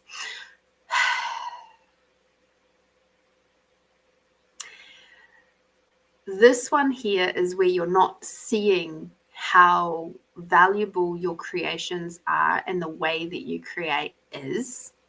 Okay, I'm going to jump right to the other end because the stuff in the middle adds to this. It explains more of this. But right at the other end, we have the Queen of Swords, which is all about intellect. And the Queen of Swords is upright. Okay, so you've got the Queen of Pentacles sitting here reversed and the Queen of Swords upright as intellect. And the interesting thing is that it's almost like she's talking to the Queen of Pentacles saying, hey, why can't you see how amazing you are? Why can't you see that you are so gifted in this area of creation, of your words and how you put things together? And you just sort of seem to, it's kind of confusing. Like, why can't you see what I can see? Okay, so, and there's also photography is sitting in there too. The way that you see the world is sitting in there as like something that is a very good strength of yours, but you doubt it. You're sitting here doubting it. Like, even if we put it up the right way, you see how the Queen of Pentacles she's like got her head down. And in some readings, the head down is more of a gazing lovingly and all of that sort of stuff. But in this case, because it's reversed, it's more of a head down because you're not really believing in yourself right now. Okay? So she's got her head up going, yeah. And she's like straight and she's got shoulders back and she's like full of confidence, right? So that's those two. Now, the interesting thing is that we've got, what are you? The Six of Cups. So the Six of Cups is sitting upside down. She's reversed. Okay. So this is all about the gifting and the receiving. And again, you're not looking at the gift of your emotions, because this is also what the cups is about. Cups has often got water floating around somewhere, but in this case, we've got growth. So the gift of your growth of your emotions and your emotional intelligence is also what you are preventing yourself from truly acknowledging. It is a strength of yours. And the fact that you're able to communicate it and share it with others is a massive gift. And it's a strength of yours, and yet you're not using it as much as you could to the fullest capacity. So that, again, this is the Queen of Pentacles, the Queen of Swords saying, come on now. She's like, what? You have this huge, massive capacity for putting into words what other people you feel, which resonates so much with other people, and you're choosing to keep it close to you. Why? Do you realize how much of an inspiration you can be? This is, Queen of Swords here, telling you what for. We've got the Justice card sitting upside down as well. And this to me speaks to all the people who have been in your world who are telling you you can't. All the people who have been teachers and elder people, adults when you were young, saying, that you're not going to amount to anything, that you're, just trying to discourage you from speaking your truth and expressing it in your way. These people are what's holding you back as well. And it's not actually them. It's you. You're holding you back, but you're using these people as an excuse. So you've got to do some forgiveness work. You've got to do some forgiveness work around all those people that have ever told you anything shitty about your capacities, your abilities, your talents, your skills. And you've got to do some deep forgiveness work around them, because their words are still stuck in the back of your head, making you doubt yourself. And as you sit there and you're sitting there and you're blaming them even secretly blaming them, it's feeding into the self-doubt. Remember, our words are very powerful. So it's time to forgive them and let it go. This is also to do with your emotional healing and growth. Okay? So let it go.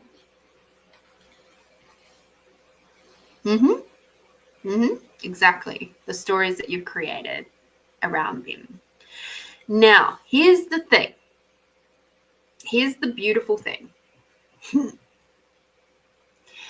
This came in the upright position, which is the 7 of Pentacles, which is all about growth and seeing your own potential. And the lovely thing is, this is a very gentle card. This is one that I'm seeing for you as being one that is like, you have so much potential and so much capacity to take this talent of yours and really make it flourish. And you're sitting on the precipice of this. And it's like, it's right there for you. And this beautiful farmer has kept working at these beautiful bushes that have produced all of this creativity, this growth, this abundance. And he's just kind of like, yeah, I did that thing. Pretty cool, hey? So it's not about being all, showy and shit. It's just about showing up and being consistent and being pragmatic, but mostly persistence and showing up for yourself. Just as the farmer does. Every day, showing up for themselves, showing up for the crops, showing up for the animals, doing what's required, doing the nurturing, doing whatever's necessary to get their creations to full abundance. And this is what's required of you too. Keep showing up, keep being persistent, keep practicing. The young farmer boy doesn't create big, huge, abundant crops like this in their very first year. If they do, it's a bloody fluke. They have to learn. They have to learn through experience. They have to learn through mentorship. They have to seek the knowledge. So keep doing that. And that's, again, where the Queen of Swords comes in. She's encouraging you to keep seeking the knowledge, keep seeking the ultimate gift that you be of sharing your valuable experience with the world. Okay? So, yeah, the Queen of Swords is kicking your butt today. I love that. Oh, dear. Whee! Oh, yeah, I sat here a couple of times this weekend and said exactly that, like that. Yeah, I've done this thing with a gentle smile to my sister. Yes, exactly. So no more self-doubt. Spin it round. Do that internal work. You're being really well supported by all of these retrogrades and things right now to get rid of that old stuff, those old stories, those old pathways. Okay, let them go. Do even the most basic thing is to do a card reading, not a card reading, sorry, reading your comment. Write the names down. Write the belief system that you've attached to that person. And luckily, we're not in fire ban season at the present moment. And energetically say, or physically say, thank you for your point of view. I am done. I am done. I am done. Thank you. Thank you. Thank you. and then burn it. Works wonders. Okay? You need to be open-hearted. Okay? The energy that and the gift that you're putting into your creations right now requires you to be open-hearted, so you can keep being that inspiration for others to choose more. Okay? Thank you so much, Amanda, for your very kind and generous donation. I am so super grateful for you. I hope you have an amazing week to come, and I look forward to hearing more of what you choose to do in the future, your creations, etc. It's an absolute pleasure to have you in my world and to be a contribution to you as well. Thank you. Mwah. Okie dokie, Tony. My sweet Stoney from New Zealand. Greetings, Crystal. I am currently doing paid readings at the moment. So the PayPal thingy is running across the page if you're interested in donating. Otherwise, I may have time to do some freebies after I've done my paid stuff. We'll see. We'll see how my energy levels are going. I've already been doing this on the show for almost 2 hours. So we'll see. Tony, my sweet, what is your question? Thank you.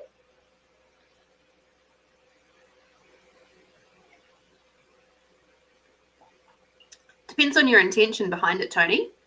So this is the question Tony was just asking. If I do that, rip it up and put it in the rubbish, would that do? I would actually use water. That was what just came through to me. So get a dish of water, rip it up into really tiny little bits and put it in water until the paper is all mushy and dissolves. Paper doesn't really dissolve, but it breaks down. You might even take the option of using like paper towel or a tissue and gently writing the thing on there, because it will break down a lot quicker and easier. And then you can smush the paper pulp and, that can go into the rubbish bin.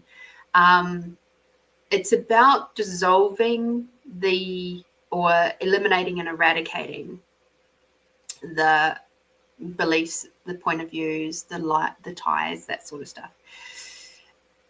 Night, Tamara. Hope you have a beautiful week ahead. Thank you for joining us, and I look forward to catching you next week.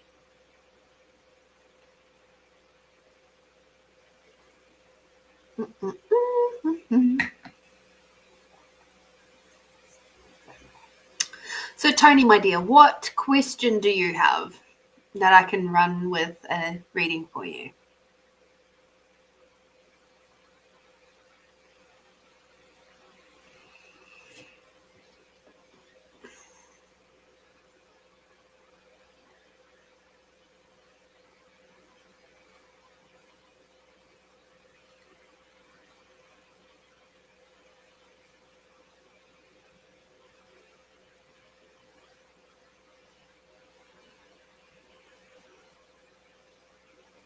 Cool. Hopefully now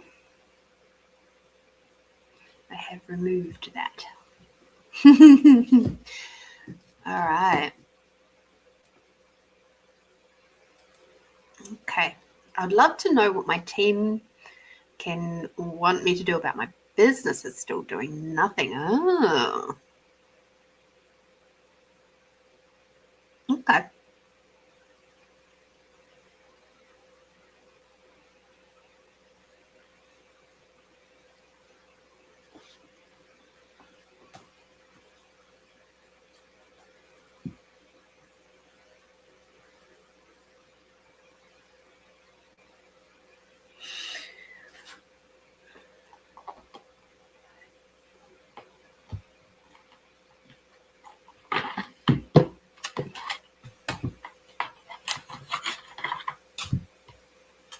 and let us see what the glorious Ina Segal has to say.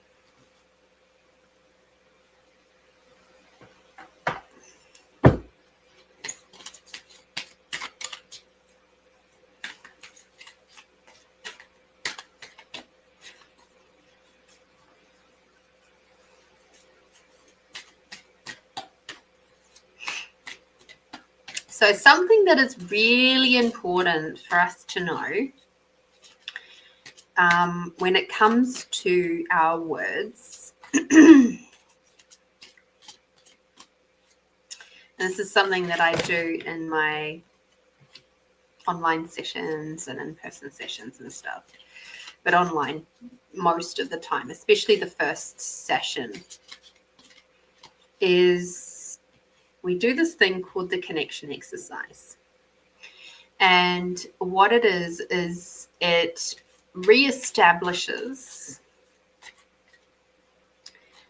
the energy flows between all of the areas of your life, including business.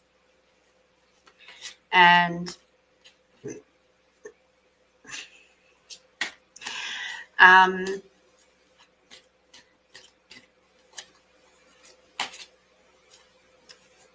one of the things that I show people once we've reestablished all these energy flows is what happens when we judge any area. So when we say something like, it's still doing nothing, what you've just done there is you have judged the business for your perceived lack of contribution to your life. Now, the funny thing is about business and all of the areas of our life is that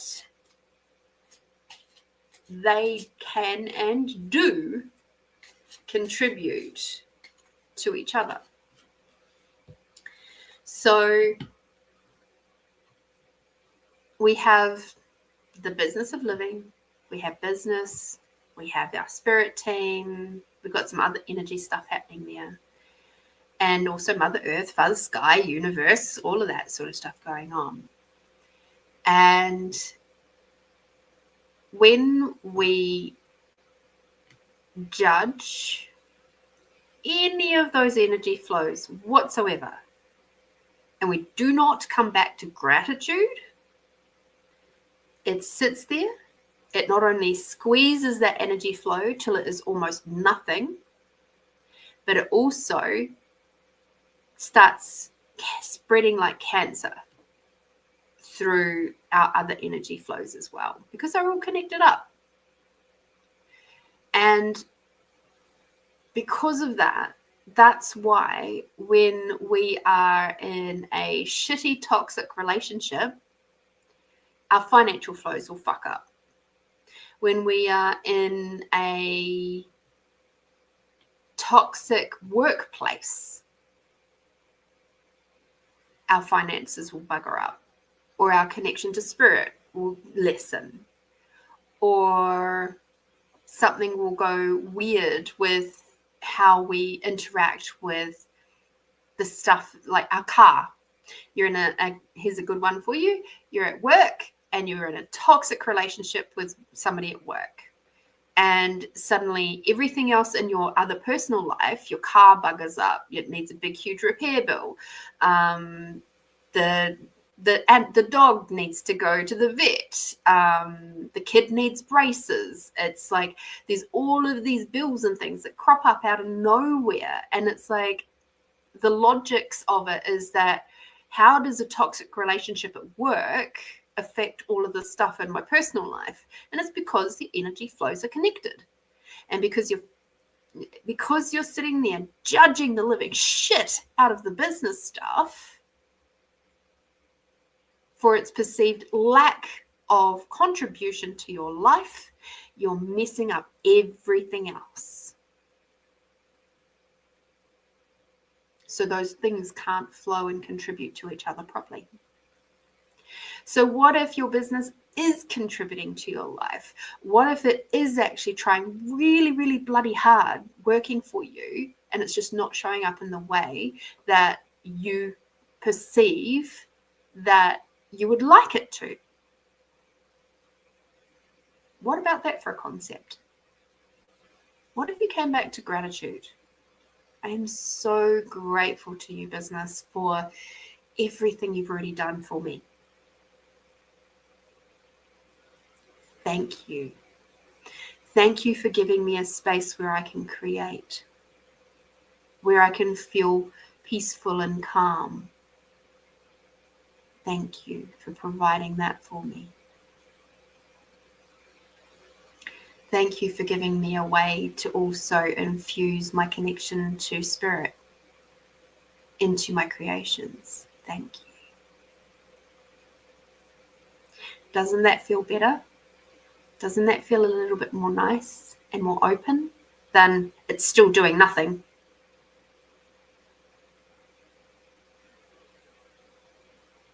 Come back to gratitude. It is contributing, and it's trying to contribute to you throughout your life.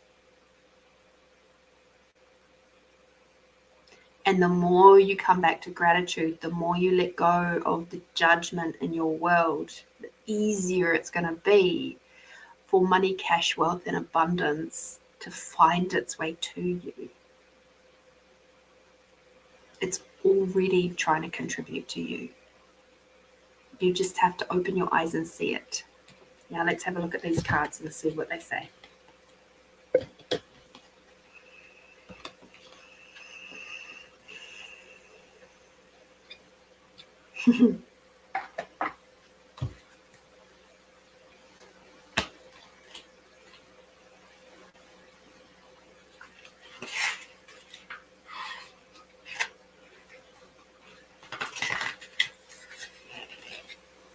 Okay. So we got access clear thinking, which is develop objective thinking about your situation and find the best solution. So in case you're wondering, we're in the Mystic Healing deck. To think deeply about something, you have to develop your powers of concentration and allow yourself the time to connect all the pieces of your inner puzzle together. As I was just talking about. Profound thinking requires you to ask important questions such as how much time and energy do I have available during the day? Am I using my time in the most constructive ways possible? What is the most important thing to focus on today? Are you being presented with some important decisions? This card asks you to not jump to conclusions based on your emotions. Instead, take the time to look at all the options and the points of views available. Through this type of thinking, you will activate your highest intuitive faculties and will discover a new way to do things, a way you have not yet thought of. You are also being called to divide your thinking between everyday affairs as well as higher spiritual truths, which require you to expand your thinking into multidimensional thinking. There's a beautiful book called A Happy Pocket Full of Money. That might be one that you'd like to read, get into. Okay.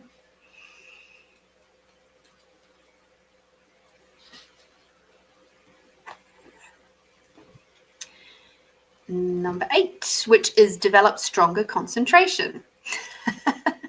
So quite clearly, your team is saying to you, you've got to be more mindful of what you're thinking about, what you're talking about. Okay. Become more detailed and effective in all you do.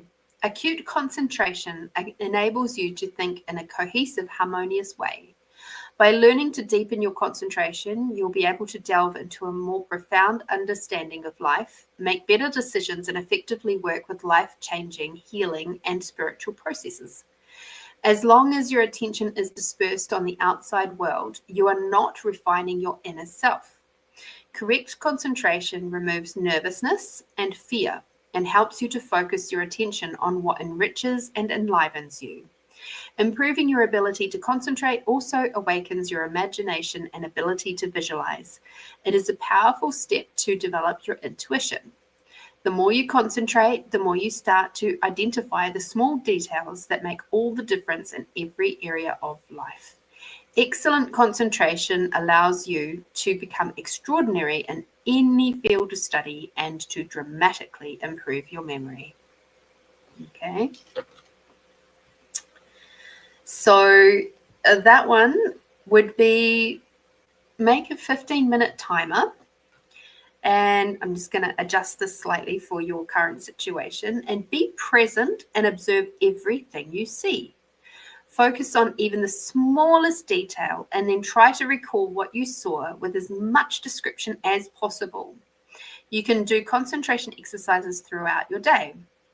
Become aware of the people that are around you and really look at what they are wearing, what they are saying, how they talk, walk, etc. And then close your eyes and recall what you noticed. In particular, remember people's names and what they shared with you. So there is a really cool exercise for you to do.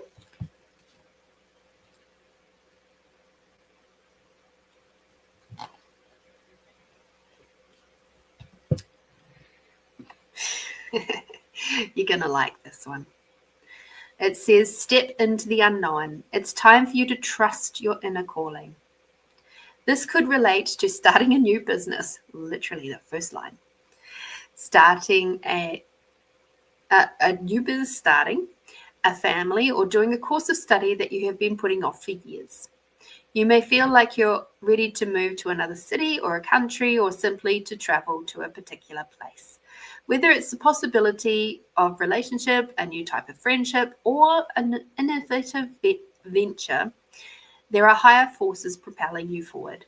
The opportunities being presented to you are a part of your growth and are connected to you fulfilling an important aspect of your life purpose. Be attentive to small details, because your real transformation might come in surprising ways from unexpected sources. Be flexible about doing things in a new way with an open mind. Whilst discernment is necessary, look for signs that show you that you are on the right track. Trust that you are being guided. So the big thing with this one is trust. Okay? And yes, you're going to have to do things in a different way. So maybe it is something like setting up an Etsy store. Maybe it is something different. Maybe it's, I don't know. But your team is asking for you to look at things differently. And I'm also getting, there's a really interesting energy around that course of study stuff. What if part of your life purpose, and have a look at your natal chart stuff. What if your life purpose is about gathering information? What if that's part of who you are supposed to be this time? What if this is all beautiful information and interactions with other people is part of your life purpose? And to go, oh, that's what that feels like. Huh. Okay, cool. I'll document that. Maybe you're just a researcher of people. Maybe that's what you're meant to be doing. I don't know. It feels like the bracelets thing feels, maybe it is a nice way to have a hobby, to connect with the creative side, but it feels like there's something else in there for you. And I know you love to learn, and I know that you like gathering information and having new things to play with. Like, maybe this is something. Maybe there's something to do with the information, the course study stuff. Okay.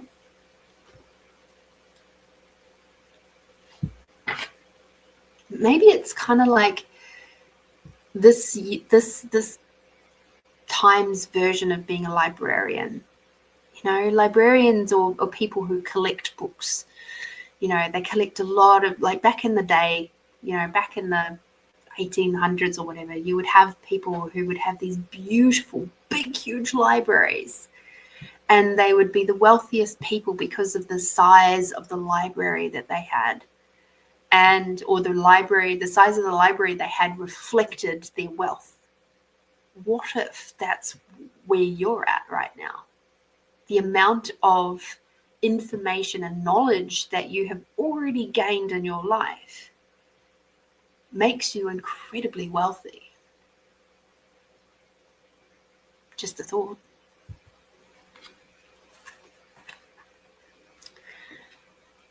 31.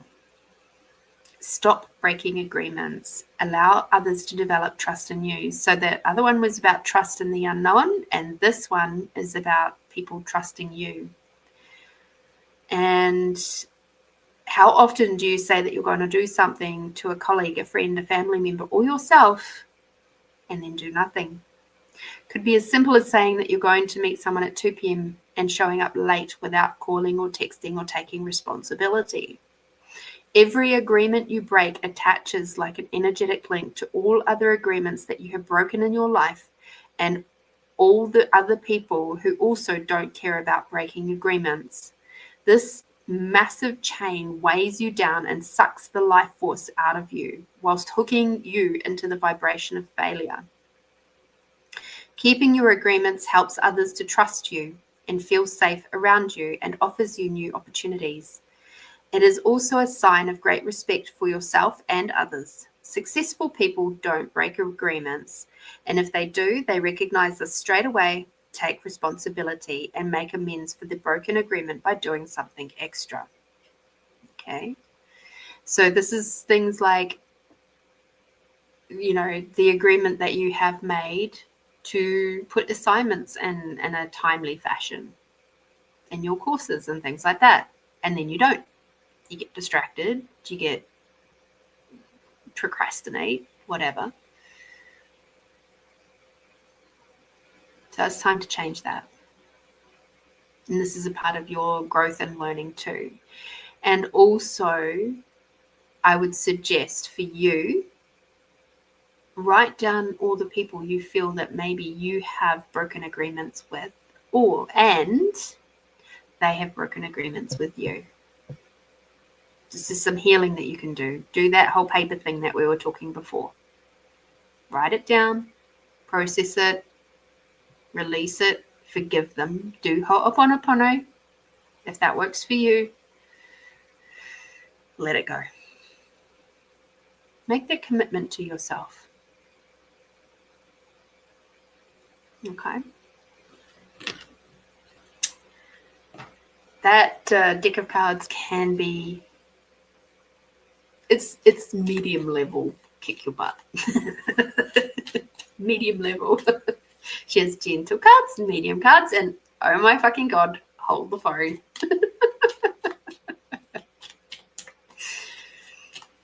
We're gonna get a bit brutally honest.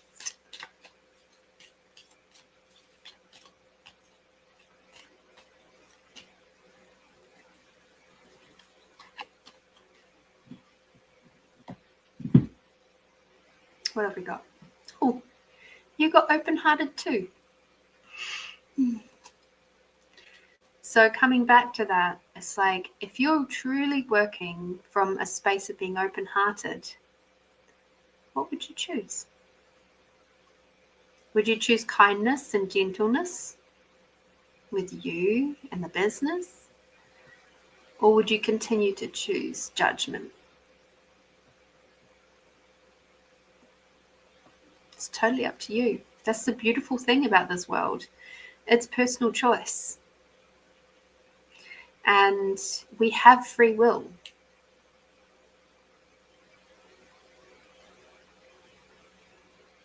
So it's up to you. You can't blame anybody else for things changing or not changing or whatever. You can't. And that's the hardest part of the realization, is that what we create in our world is actually our creation. The good, the bad, the ugly, and the awesome. It's all us. And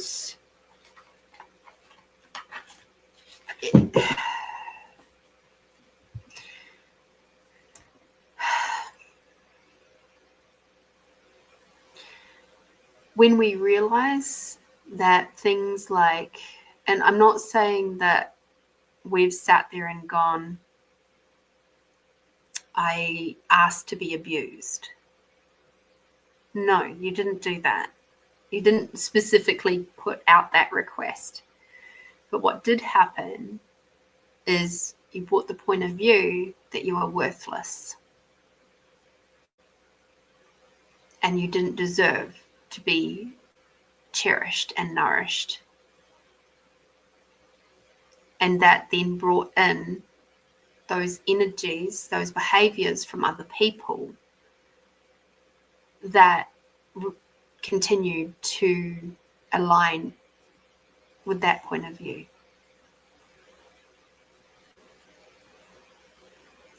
And that's the hard part. I think that's one of the hardest parts of this life, is to go, oh fuck, I'm actually responsible for this. I'm responsible for healing this point of view, this belief system, and digging down and finding out what is it that I'm actually, what are these things that I've been functioning from?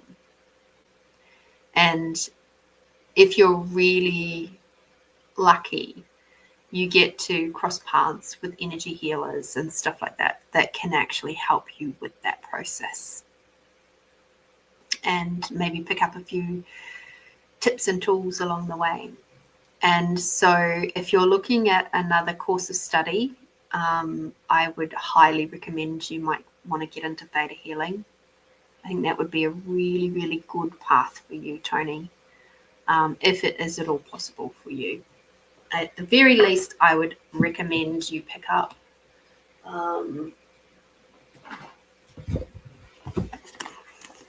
this book. So it's Theta Healing, Viana Stibble. She's the one that intuited Theta Healing and uses it and has taught many different types of classes. The body of work continues to grow, and it will while she's still around. This one has been so valuable in my healing. The basic DNA course that is available is created from this book. So you can get a lot of information and a lot of pathways to healing from here. It doesn't take away the need, the pathways of going through the basic DNA course, but yeah, very valuable. And it will teach you a lot.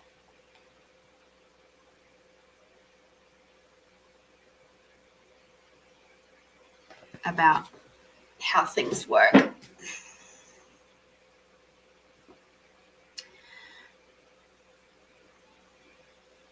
Viana, V-I-A-N-N-A, Stibble, S-T-I-B-A-L. Okay. But you look up Theta Healing and it's all one word, Theta Healing, one word, and she'll pop up, no problems. All righty. Thank you, Tony. Thank you for your beautiful beautiful donation. I'm so grateful for you. And thank you for being here and supporting us here over at Find You Fridays. So super grateful for you. Okay. Thank you. Okay, Christine. She has some pretty tough questions today. So with that in mind, I knew this one was going to come out. Okay. Let me just move this up.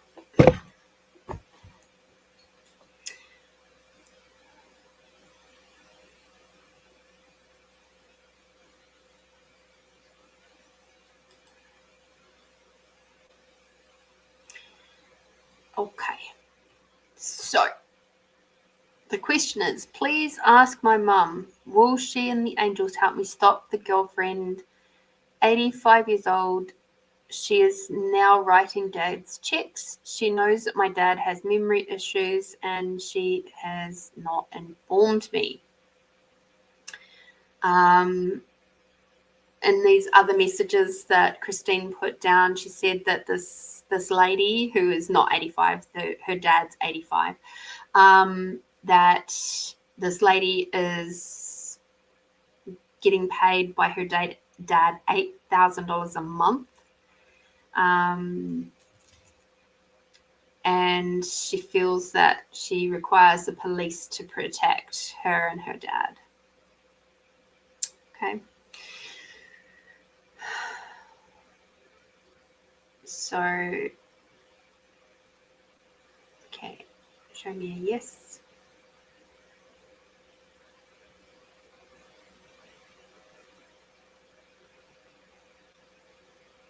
Show me a no.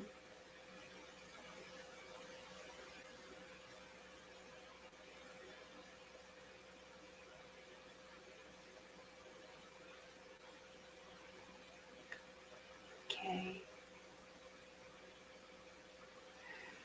Truth, is Christine's mum here right now?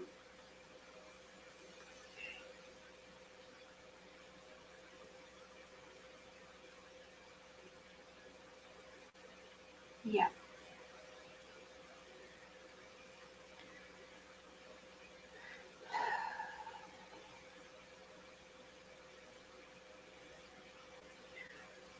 Truth, can Christine's team, including her mum,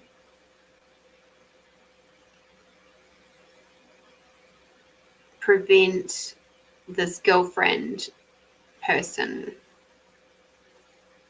from taking the money from Christine's dad?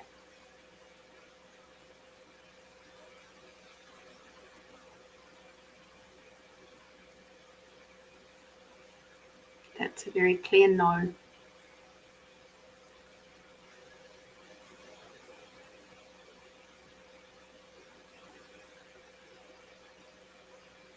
Truth, do you suggest that Christine go to the police now?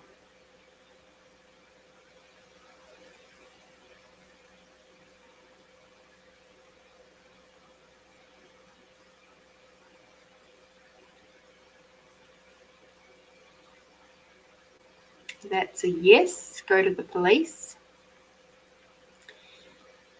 Truth, will the police be able to stop this financial abuse?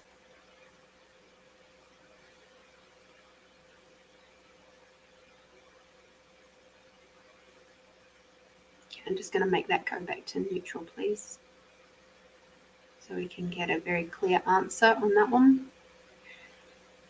Truth, will the police be able to stop the financial abuse between this girlfriend and Christine's dad?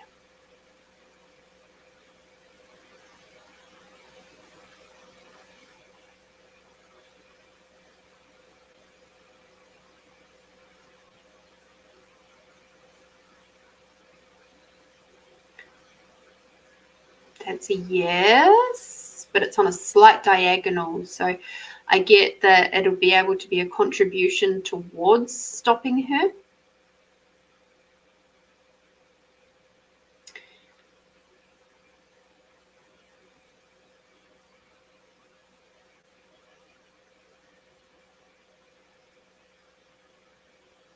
Truth, is the situation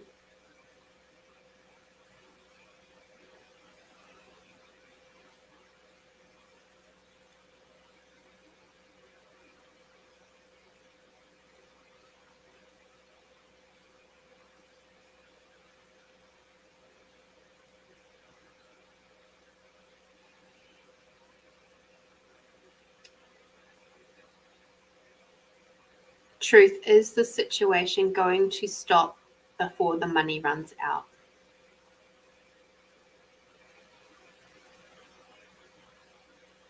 No.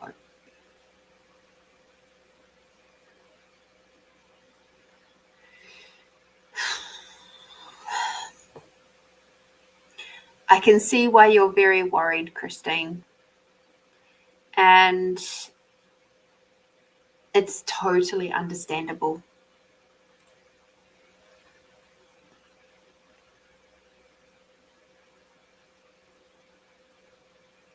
So it's going to be a bit of a legal battle by the looks of it. And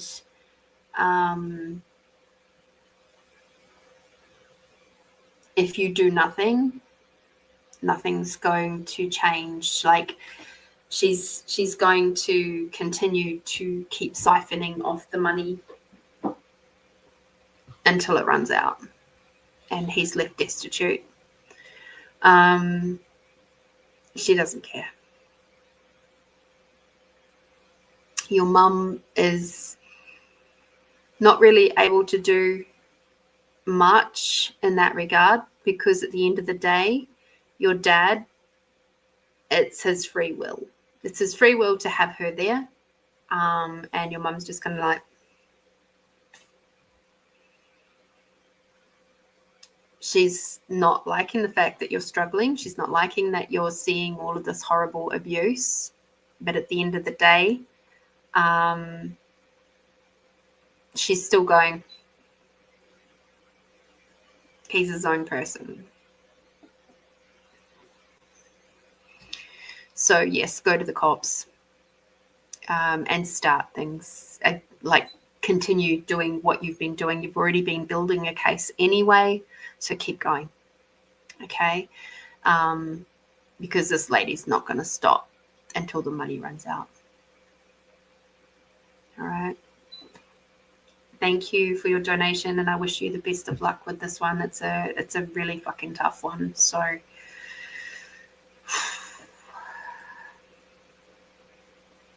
best of luck, Christine. Absolute best of luck. All right, my dears, we haven't done poetry for a little bit, so I would like to do the poetry with you.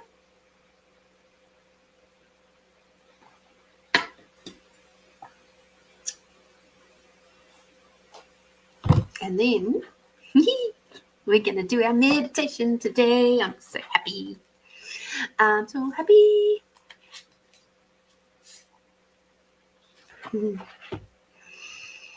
All right. So for those of you who don't know, we have this gorgeous little poetry book. And you might be going, what the hell? Poetry? Really? And this beautiful poetry book was not ever designed to be an intuitive poetry book. It created itself.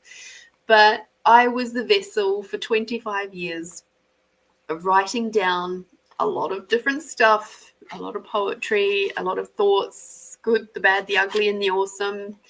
And it turned into this book. So I would, and it became a little gift all of its own. So what we do when we go to do the poetry is we do a beautiful exercise called the expanding out exercise. And we do that first so that you can tap into your own intuitive awareness rather than being in the tight, contracted little space that you are in your everyday life. And then we can choose, you can choose, not we, you get to choose a number. And it is reflective of what's actually going to create the most for you over this next week.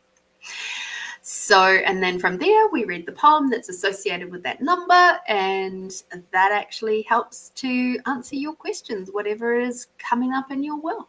Okay? So today, I would also love for you to have a question in mind, and as you go to pick your number, so the question could be as simple as, you know, what's going to be the number that will contribute the most to my week to come. It could also be for some of you newbies out there who are watching for the first time. It could be something that you've already asked me. And if that's the case, I would like you to put When we get to that point, I would like you to put your number and the simple question that you asked at the beginning of the exercise alongside your number. So then we can definitely relate the two together. Okay? So doing things a little bit differently tonight to what I would normally. Normally we just leave it really, really open and I just flow with whatever is coming through. So let's see how we go with this one today. All right, so what I need you to do, what I require you to do is close your eyes. And I'll close mine because I like doing this process too. Put one hand on your heart, one hand on your belly. And I want you to breathe into your belly, make your hand move with your breath. And now breathing out. Breathing in, bringing Mother Earth energy all the way up through your body. When you breathe out, breathing out and bringing Father Sky energy all the way down through your crown, through your body, through your feet. Breathing in, bringing Mother Earth and the unconditional love all the way up. Breathing out, bringing Father Sky and the gratitude for everything and everyone all the way down. Now you're going to expand out your awareness. And we do this first by becoming very aware of our body. Feel your hands resting on your body. Feel your clothing. Feel the position of your body. Feel your breath moving through your body. Become aware of your blood and your organs, all your muscles and your bones and how they're all functioning together. Become aware of your skin. And now expanding out your awareness in a big bubble all around you, up into the sky and down into the earth, greater than the building that you're in.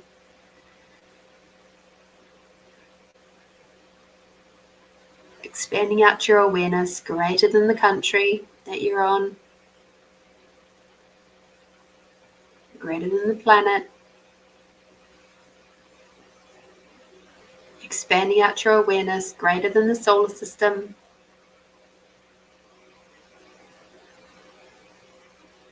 Greater than the universes. Oh, we jumped a big one today. And just take a big deep breath in. And out. And keeping nice and expanded out with your awareness, focus on your body once more. This time you're going to grab your sense of allowance.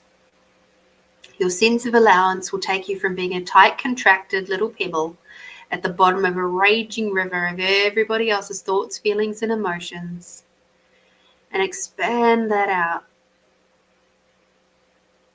so that you are becoming like a nice, fluffy white cloud floating along, and you can see that raging river of everybody else's thoughts, feelings, and emotions, and realize that you are not at the effect of everybody else's thoughts, feelings, and emotions, that they aren't there bashing and trashing you about, that you do have choice, and you can have the choice to see that raging river for exactly what it is.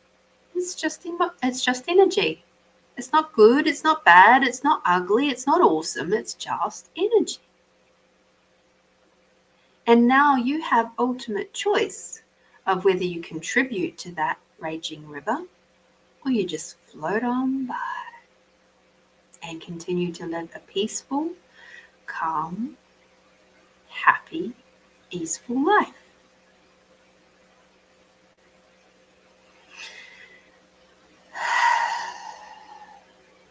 So expanding out your allowance now into a big bubble with you in the center. Expanding out your allowance out beyond the size of the building that you're in. Beyond the size of the country that you're on. Beyond the size of the planet. beyond the size of the solar system, beyond the size of the galaxies, beyond the size of the universes, and finally, beyond your awareness. Take a big, deep breath in now. And out.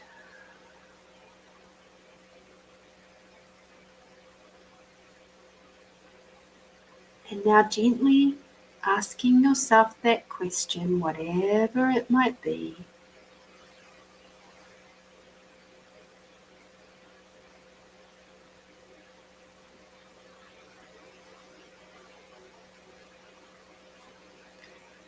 Now, what number pops into your mind between 1 and 88? That is the most, that'll give you the most information of how to work with that question.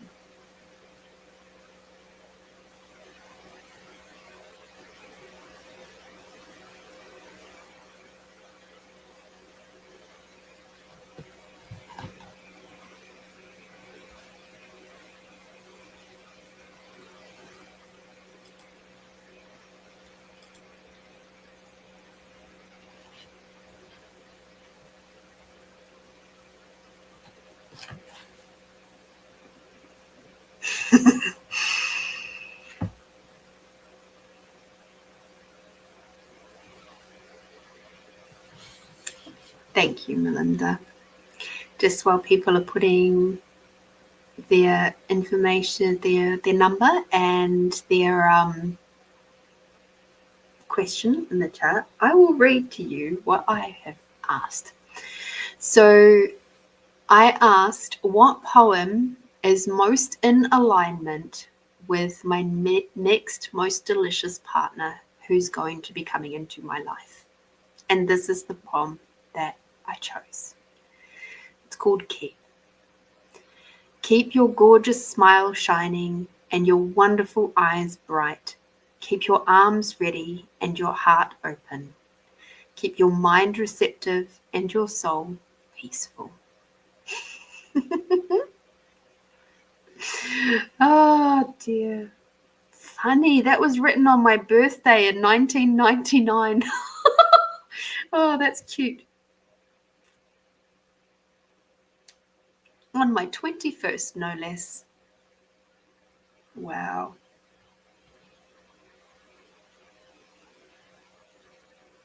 All right, Melinda, 56 for you.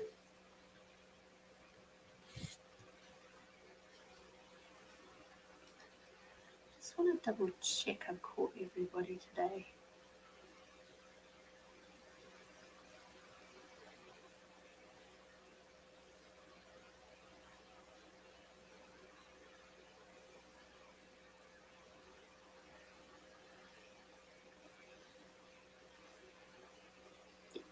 Cool bananas. Yay. 56. So what will contribute to me for this coming week, please? You are. You are the love of my life and my rock. You are the one who makes me laugh even when I'm crying. You are the one that I trust even when everyone else is against me. You are my heart. You are my companion. You are my soul. And I love you. Melinda, this is a beautiful poem. This is a beautiful poem that is your shadow side talking to you and your light side. Your light is talking to your shadow is talking to your light. And it is reminding you that you are the love of your life. And that while there are ones who make you feel like crying, there are also ones in your life that make you want to laugh. But that laughter and tears is also a reflection of you.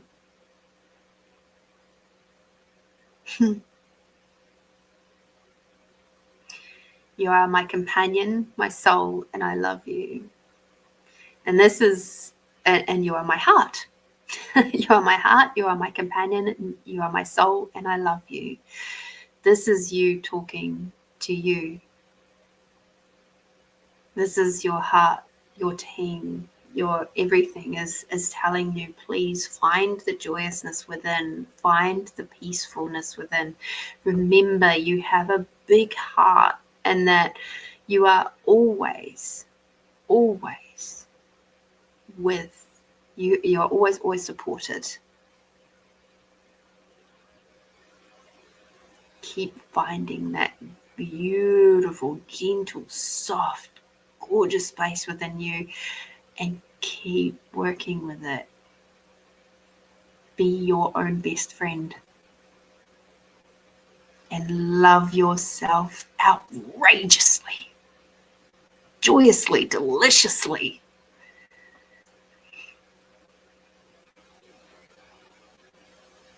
There was so much energy on that. I disappeared.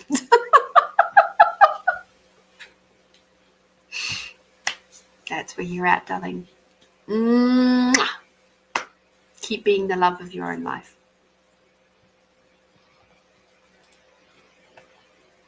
67.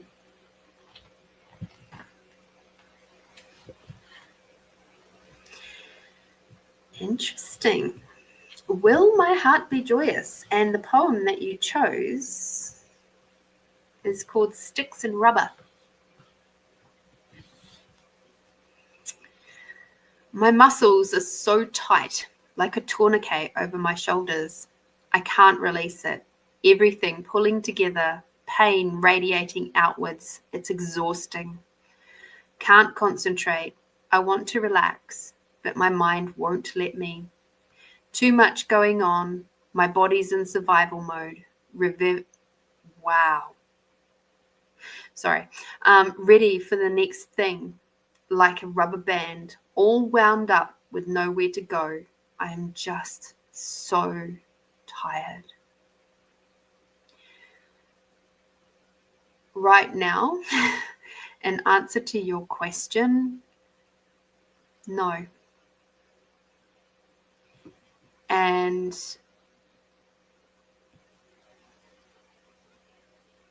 the biggest part of this is about removing all of the masks that you have curated so beautifully to keep your pain hidden. And those masks are preventing you from processing. This beautiful retrogrades of all the planets are challenging you right now to remove those fucking masks and to feel your shit and to actually process it through properly. I will read the last little bit, the little blurb at the bottom. Last few months of living in Gisborne, knowing that things had really turned to shit in my marriage and trying desperately not to show it to anyone. However, those who could see through the facade would comment how much more fun I was without him around. At this time, I weighed my heaviest and was adored by men who could see my inner sexy and beauty beyond. So you are not fucked, and you're not fucked up. Your heart will be joyous. However, this time is bringing up all of that stuff, all that deep down, held, hidden away, yucky stuff, the sadness. It's bringing all that up to be cleared, to be seen and acknowledged and loved by you. All the parts and pieces of you, the good, the bad, the ugly, and the awesome. It's all there. And it's asking for you to do whatever it is required to help move that out of your system. Because while you still put up the masks, it's not going to move. The pain is still going to remain, and it's going to keep twisting your body out of shape. So you can be joyous, yes. Now you got some work to do, my love. Okay.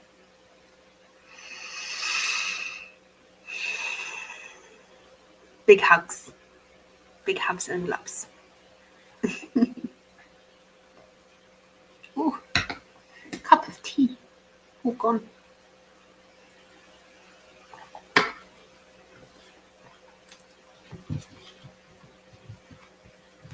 You're due for an upgrade, it seems, my dear.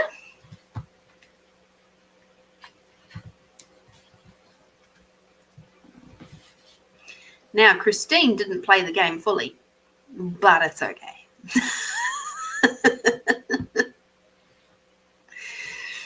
Aw, and thank you, Catherine. Christine chose 44.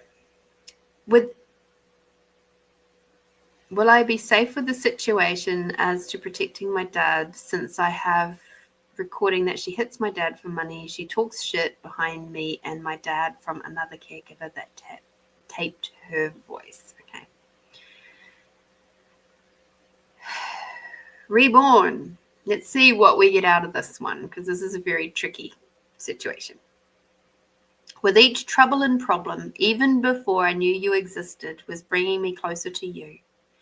My life has had much heartache, as has yours, and through our hurt, we've learned to be wary. However, when two souls connect, nothing can hold them back. The restrictions we put upon our hearts are wiped away with one single tear, to be replaced with undeniable trust, souls and bodies connecting to become a brand new life. What I'm actually seeing with this one, Christine, in relation to your question, is you have to approach your dad in a different way. And you have to approach him from the space of love and kindness and gentleness, because you have to rebuild the trust with him. At the moment, he trusts this lady over you. He trusts what she's saying over you. And because of you coming in hot and like attacking her, he doesn't, it's not sitting well with him. And so you have to connect in a different way with your dad, so that he can see that you're not the enemy. And yes, he's having memory issues and all of that sort of stuff now. He's 85.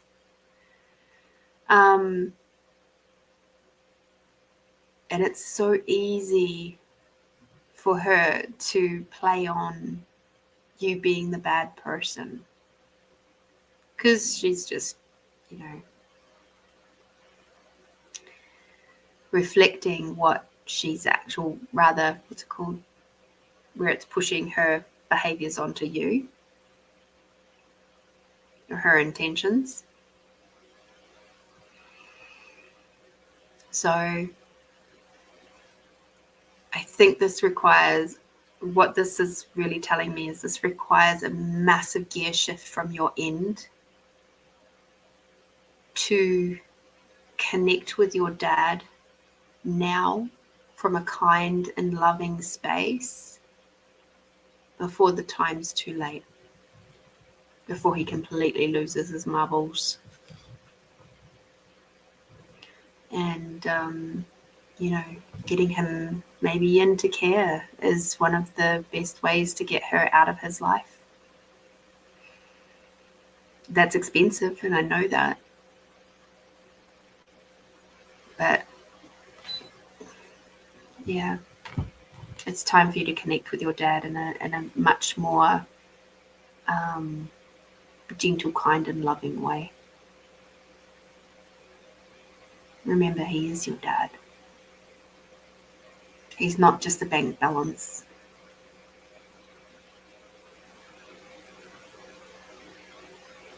So maybe that's what this is all about. Maybe that's all it is the fact that you both are not seeing him for the human being he is. It's all about the money.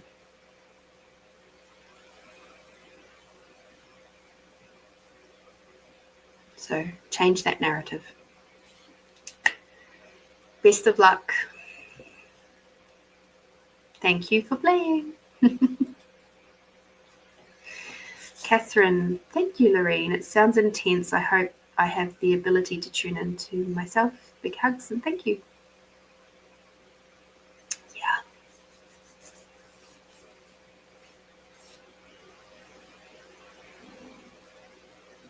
Yeah.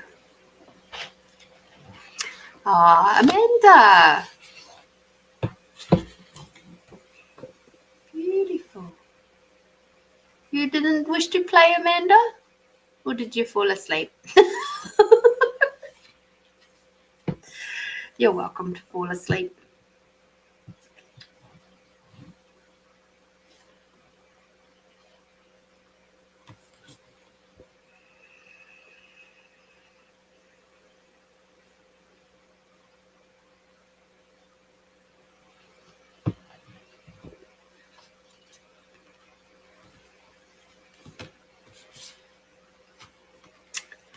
All right. Let's get rid of that. Beautiful. Nighty-night. Okay. And with that, we are going to move into our meditation. So with this, we're going to be playing with the fairies tonight. And so we're drawing directly from our reading for the collective. And I'm really looking forward to this one for us because one of the beautiful gifts that has been restored to me is my ability to commune with the fairies and to feel them and enjoy them and hear their messages and see them in their joyfulness. And I feel really blessed that we get to have this as part of our world,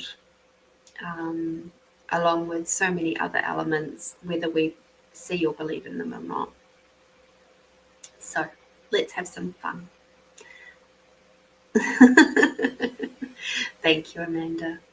I adore you. All right, so closing your eyes once again. Just checking that your awareness is nice and expanded out beyond the universes.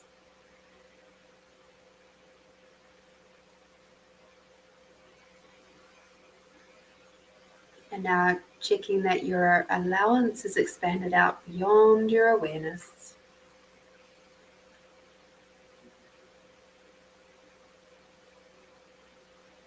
And making sure that Mother Earth energy is running into your body, through your feet as you breathe in. And Father Sky energy is moving down through your body, from your crown to your feet as you breathe out. And unconditional love is moving up through your body. And the gratitude for everything and everyone is running down your body. And in this moment, I'd like you to scan for where your true self is lying right now. Is it sitting slightly off to the side? Is it completely off to the side, up above, or just up away from you? or as your true self within you, as a part of you, the center of it being in your heart space. Now, of course, your being is greater than your body. That's how you can expand out so beautifully. That's why it's so disrupting when we disconnect from our body. It's not the natural course of things. So if your being is a bit off center or whatever, I invite you to gently welcome it back to center now. Reminding yourself that you are safe, you are within your body, you can feel your breath.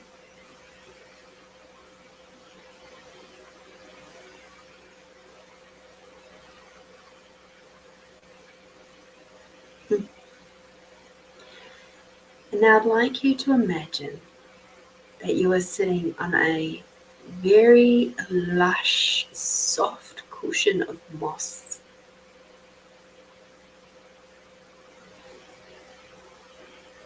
And it's the most comfiest cushion that you've ever felt in your life. There are no bugs to bother you. It's got the warmth.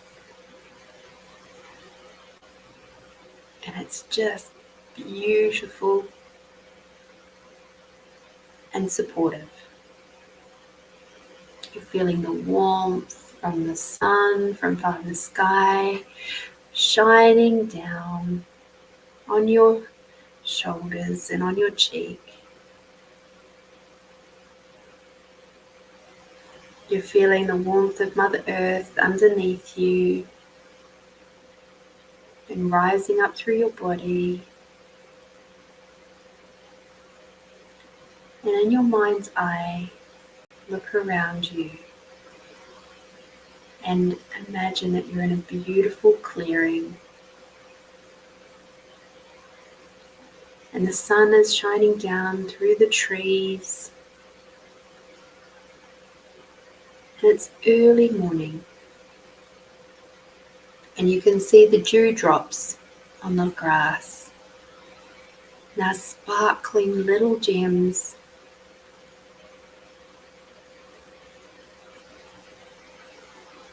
Of rainbows twinkling just there for the enjoyment of all to see.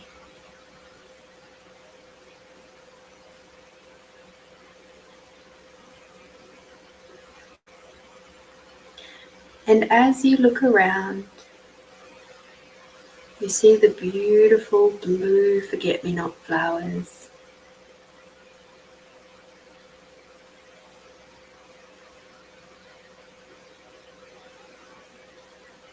With their gorgeous pale yellow centers.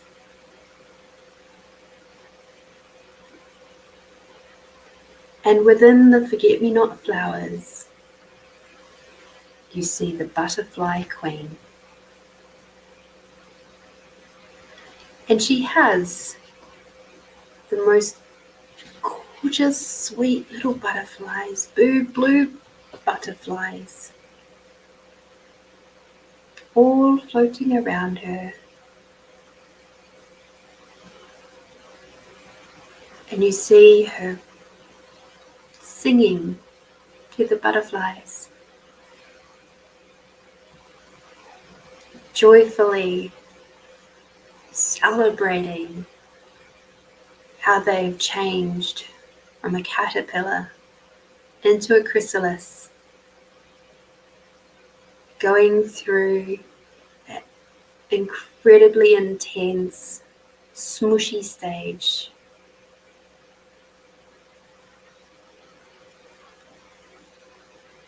Where they actually literally completely disintegrate and reimagine themselves as butterflies.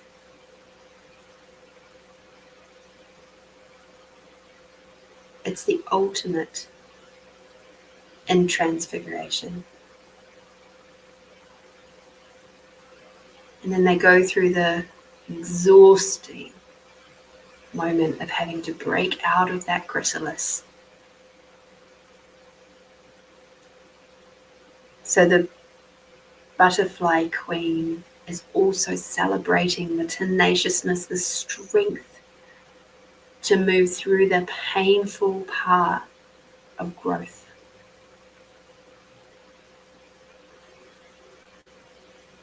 And she's asking you now. She looks up at you and sprinkles her beautiful blue sparkly light all over you, blessing the very tip of your nose, over your hair, your ears, your shoulders, with the gift of celebration and knowledge and acknowledgement of how much you have already shifted, changed, and grown, and also how much more is awaiting you, and how excited she is to see you spread your wings and thrive.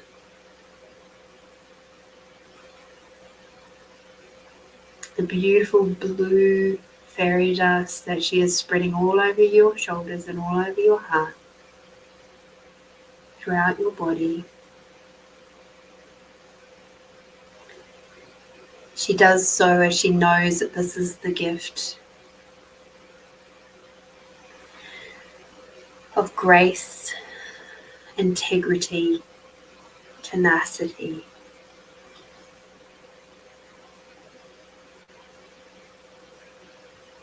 and the great expansion that you will continue to experience as you reshape your life and transform.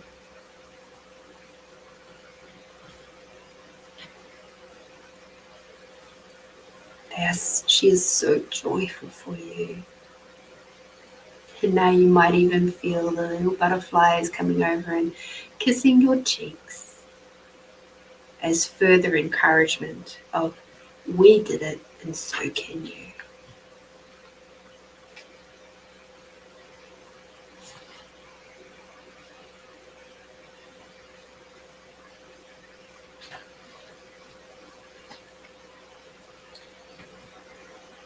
And now the butterfly queen moves off to the side and she brings in her sister, the shining ones, sisters. There's a few of them there. And also the beautiful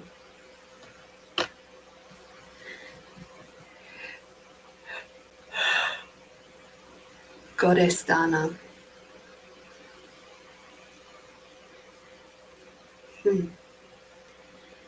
And these shining ones are encouraging you to shine with your inner radiance.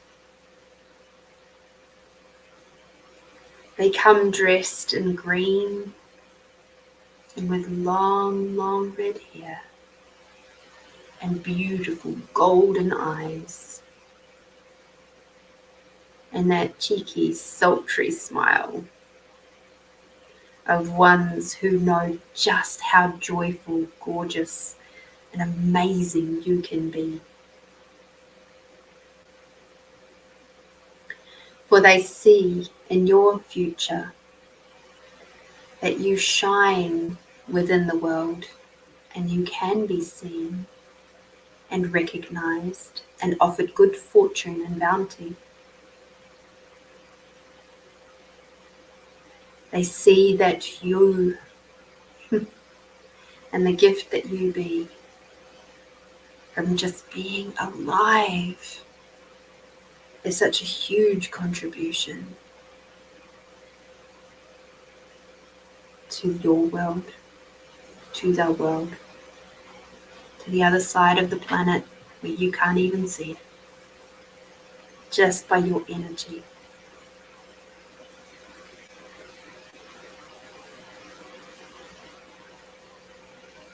In this moment,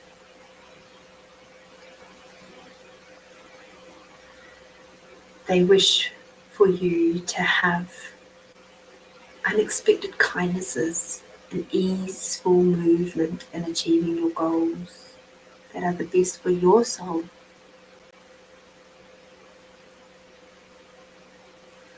As well as a sense of being recognized and cared for by those that have the touch of the shining blood within them too. So you will be able to recognize others who are of the same alignment as you, the same gifts of having been blessed by the shining ones.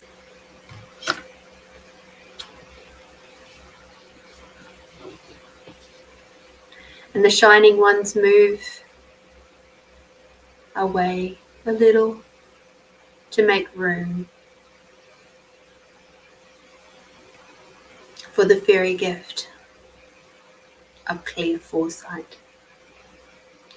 This beautiful fairy is dressed in the deepest indigo.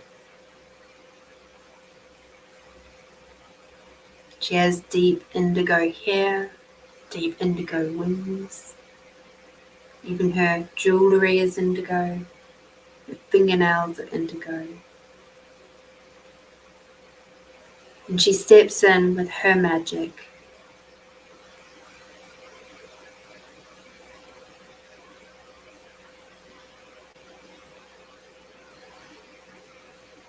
And her magic includes the gift of being able to see into the future.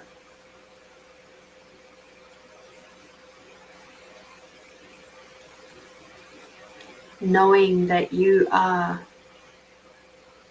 someone who has the capacity to handle this gift. She brings from her skirts a green scroll.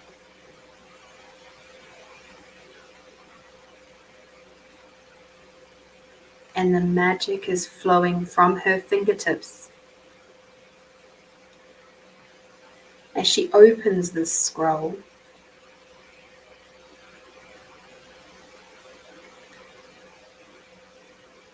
And you can see upon the scroll your deepest questions of the future, the ones you haven't even spoken out loud yet. You see the words swirling and the energy of that swirling on the scroll, the deep green scroll.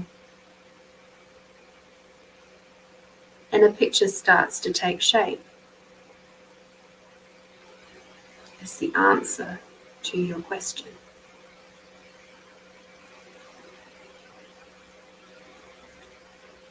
The scroll she now hands to you, and as she does so, the scroll grows so that you can hold it in your hands too, because it is magic. It grows to a size where you can see with absolute clarity the answers to your questions about the future.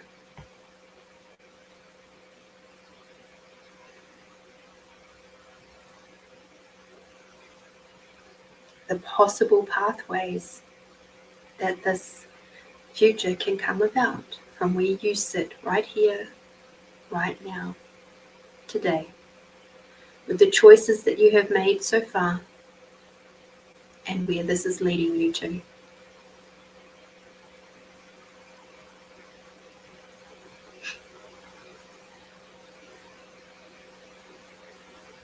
She is encouraging you to use this blessing wisely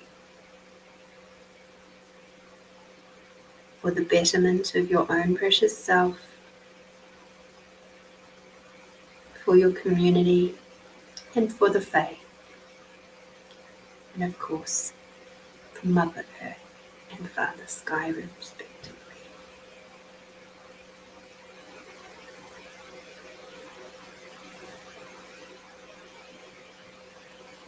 And with that, you close the scroll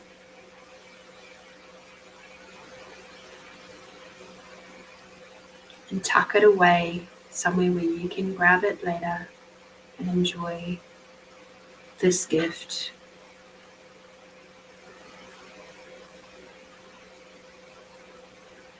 Say a deep thank you to the Fairy of Clear Foresight for this very precious gift. And as she moves away to finish the circle that's been created by the Butterfly Queen and the Shining Ones, and now the Fairy of Clear Foresight, you can hear the beautiful tinkle and music of their magic tones, their magical voices as they join together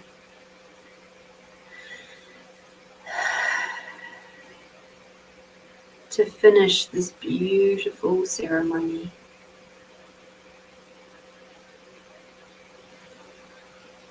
The gifts that they have bestowed on you today are yours to use wisely for your highest and best, and for the highest and best of those around you, including the Fae.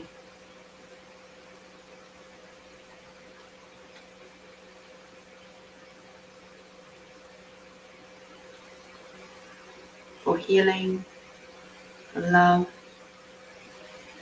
for growth and expansion, for nourishment and nurturing,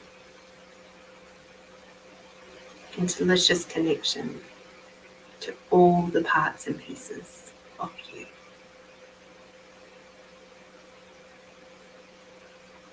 We say thank you, thank you, thank you to the beautiful Fae who have come to bless us with these gifts tonight.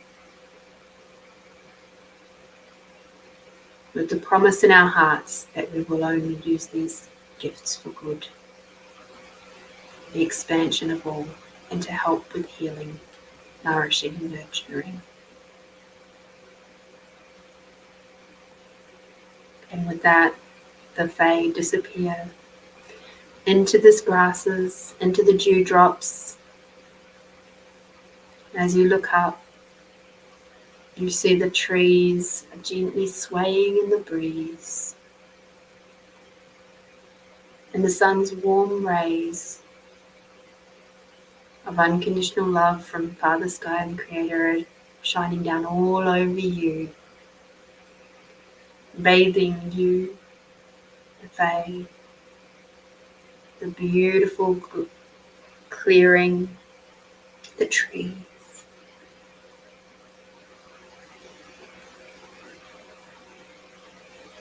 And in this moment, you feel calm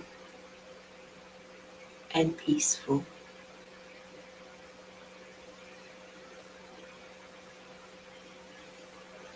And now you stand up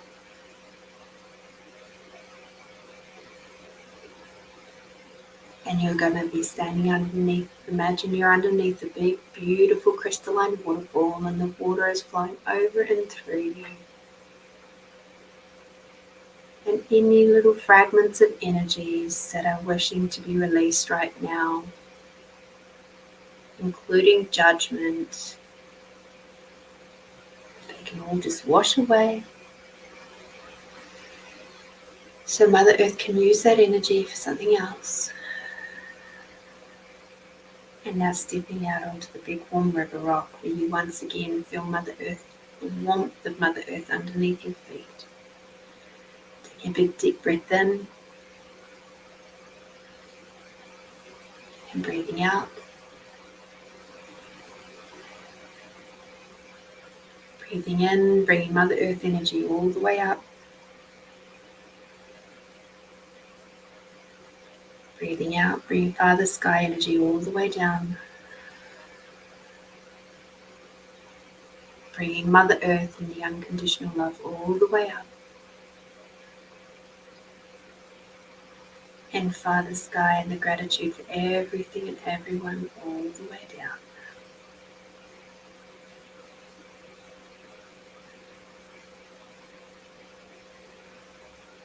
When you're ready, open your eyes.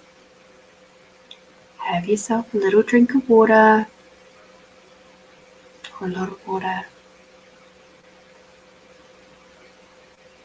And I wish for you to perhaps write down what you saw on your scroll. Not necessarily in the chat, this is for you. Write down what you saw, what you felt, and enjoy that feeling and knowing that you can tap back into that energy anytime.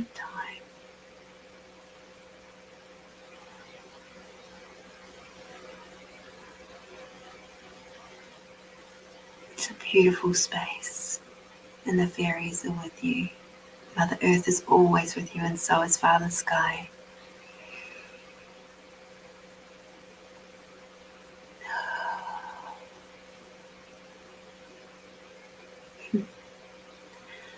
I wish you an absolutely beautiful weekend to come.